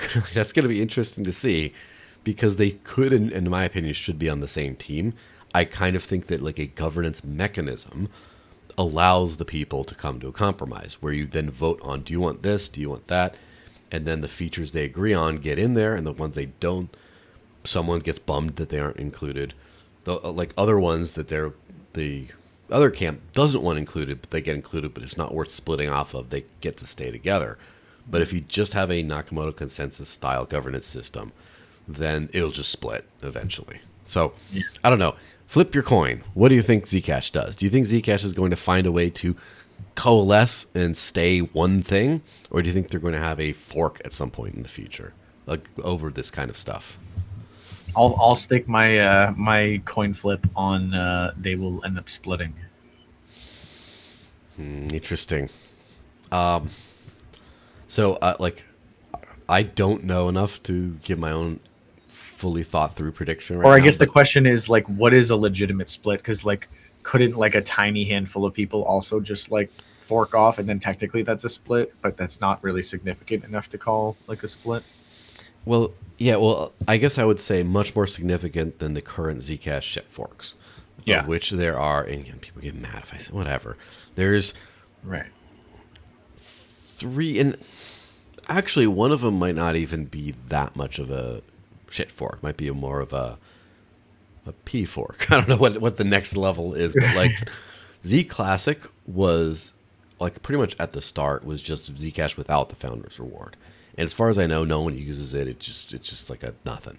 It's like an Ethereum Classic kind of thing where, and then there was, I think Ycash was a fork to be an ASIC resistant fork of Zcash because they didn't like ASICs. And so, but that's again, Ycash people don't like because I give some random, trying to be funny, talk about like their price or something, and then now they hate me. And so I can't make them hate me anymore. So, but whatever. Ycash is just not super relevant, right?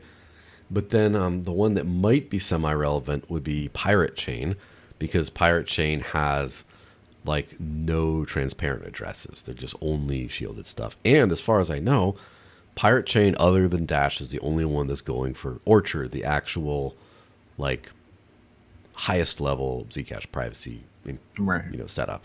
And so Pirate Chain does seem to be legitimate. So maybe I would say Pirate Chain level or bigger. That would be my thing of a fork, where it does have a community, it does have users, it does get on wallets, and it's not just like some meme token protest that just no one ever uses. Right. So, yeah. So do you think that you would bet on a fork for that? Yeah, if it's on Polymarket, I'll take it. Yeah. As I stand, so as I mentioned, I haven't figured it out yet, but I would probably agree with you if I had to right now. If I had to say, what am I going to pick with? I would say because the governance system is not founded It's not like formed yet. It's forming, but it might never form. And because of some of the aggression some of the sides have taken as far as like this hard to like rig a vote sort of thing, the coin holder vote Right. on certain things. And the fact that I know from, other things, rumors, whatever, that there are competing large financial interests on different sides. I have to go with fork. I have to say 60%, right? I'm going to give a 60% going to fork, 40% going to stay together. I don't know. Do you think that's an accurate percentage? I think that's a fair assessment. Yeah, like I mean, I'm not that far into it, but I would say, yeah, like 60-40 sounds pretty reasonable. So I would be like, if I was forced to put money on it, I'd take the 60%, right? So not that I'm intending to bet on it, but yeah, I would say that's about right.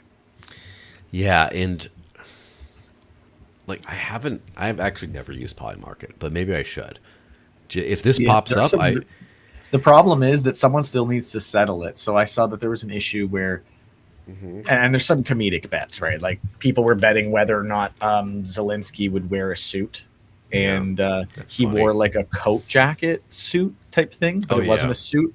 And then It looked everyone like a was John like, Wick suit. everyone's like, pay me my bet. And it's like, sorry, it's actually kind of like a coat jacket. It's not quite a suit. And it's like, all right, well, it's not actually like explained exactly what the bet will pay out from. So like that's kind of a problem, because there's like, will a nuke go off? And then people are like, well, we'll all be dead. It's like, well, what if someone tests a nuke? And it's like, oh, like The nuke so went off.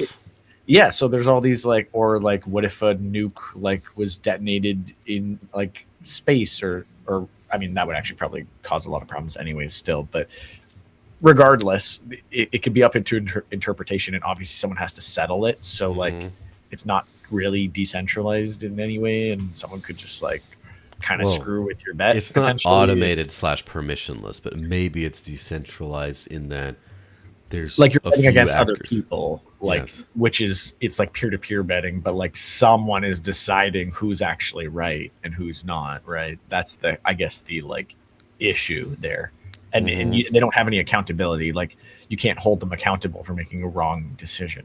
Like it's not like I can call up the betting company and like complain and be like, I have the proof here, and like there's no one for me to really like bring this to. I mean, I could maybe message Polymarket, but like I don't know if that would get anywhere, right? Like I'm sure they got inundated with messages about the Zelensky thing, and probably nothing came of it, right? Like Yeah. But so I definitely think that would be, yeah. I'll have to figure out. I'll take some basic bets. I'd like to. Prediction markets, I understand how this could be addicting for people, but like I kind of feel like if I throw like a $5 bet here and there, because I don't have a lure to gambling. I don't even know if I've ever officially gambled in my life. I just don't care. But this, I would never be able to lose more than a coffee worth. But just it's more just to practice my predictions. And I've done this because like to see if you're right. Yeah.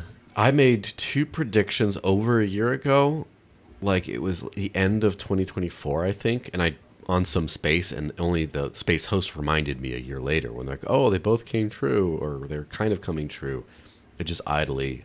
But I just said one was, I think that prediction markets will get gamed at some point in the near future where someone will trigger an outcome that's not necessarily, true. And I can't remember which one that they used for evidence of that I was right, but one thing that happened was there was a prediction market of when is about the Russia-Ukraine war, how far will the Russian forces be at this time, at this specific date, and they use this as the metric, according to reported by this, not this policy institute, whatever.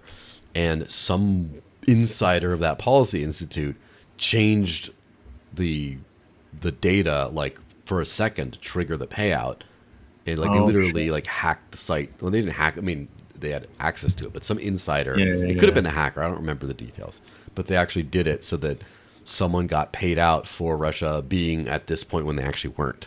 So that one came true, and the other one was that Sailor and MicroStrategy would be a catalyst for the next Bitcoin bear market, and I think it's too early to tell on that one, but it's kind of happening. Like back then, MicroStrategy was doing really well, and I was like, it's going to blow up, and now people are really not liking Sailor these days, and so.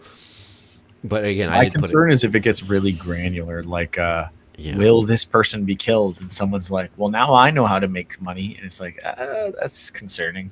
Like, I mean, it's one of those things where it's like, will Trump tweet XYZ, and then Trump's going to be like, take a massive point on yes, and then just tweet it.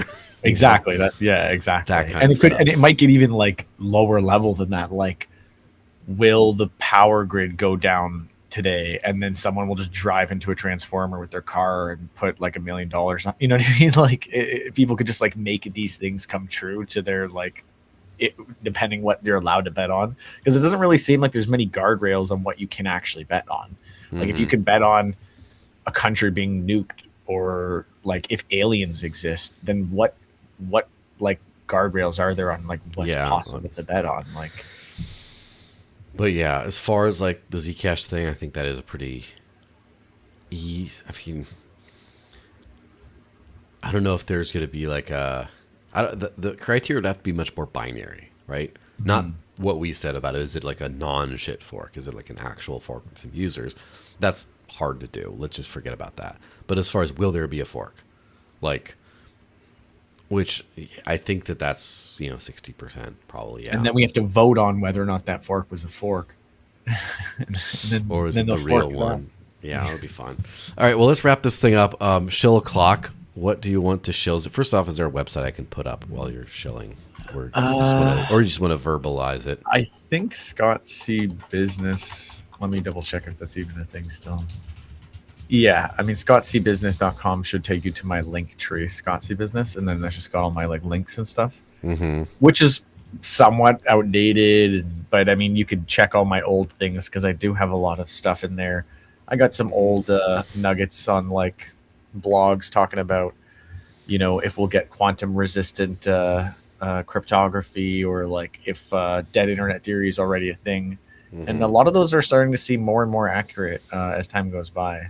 But yeah, you can still follow me everywhere at Scott C Business, and I might be a little bit more active in the next little while as I'm searching around for new things and new opportunities. Or if anyone's watching and they need help with their marketing, whether it's like small scale or like a business, a large enterprise, you can hit me up as well. So I've been doing marketing for like 10 years, and using AI to make that happen even better. Yeah, for sure. Well, everyone throw some corns at this man, and yeah, it's especially, this is the thing, if you can get hired in the bear market kind of thing, then you're probably going to be able to last all the way through, I think. The thing, it's always those companies, by the way, that like the first month of the bear market that go bust. I'm just like, dude, you guys suck. Like, oh, gee, this is, You didn't have something. Yeah, you were just going off of like the coin price. Yeah, or the worst. I don't know if it's the better or worse when it's just like the bull market starting and then someone goes craps out. It's like, dude, you couldn't figure out a way to make things work for another couple months, and then. Right. That kind of stuff. But anyway, everyone, thanks for watching. It's been a great show. Follow Scott on all his stuff. And yeah, we'll see you guys next week. Cheers, guys.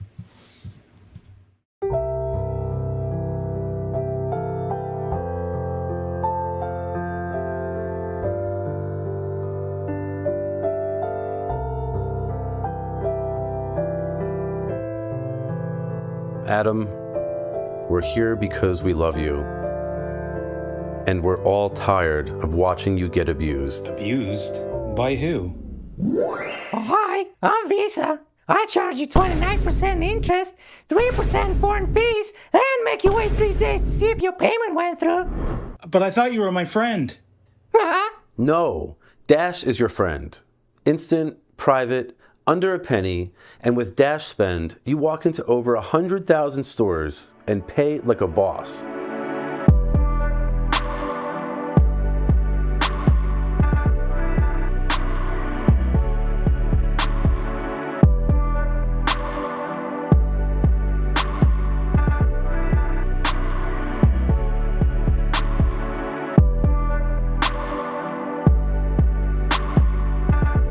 All ready? Yeah.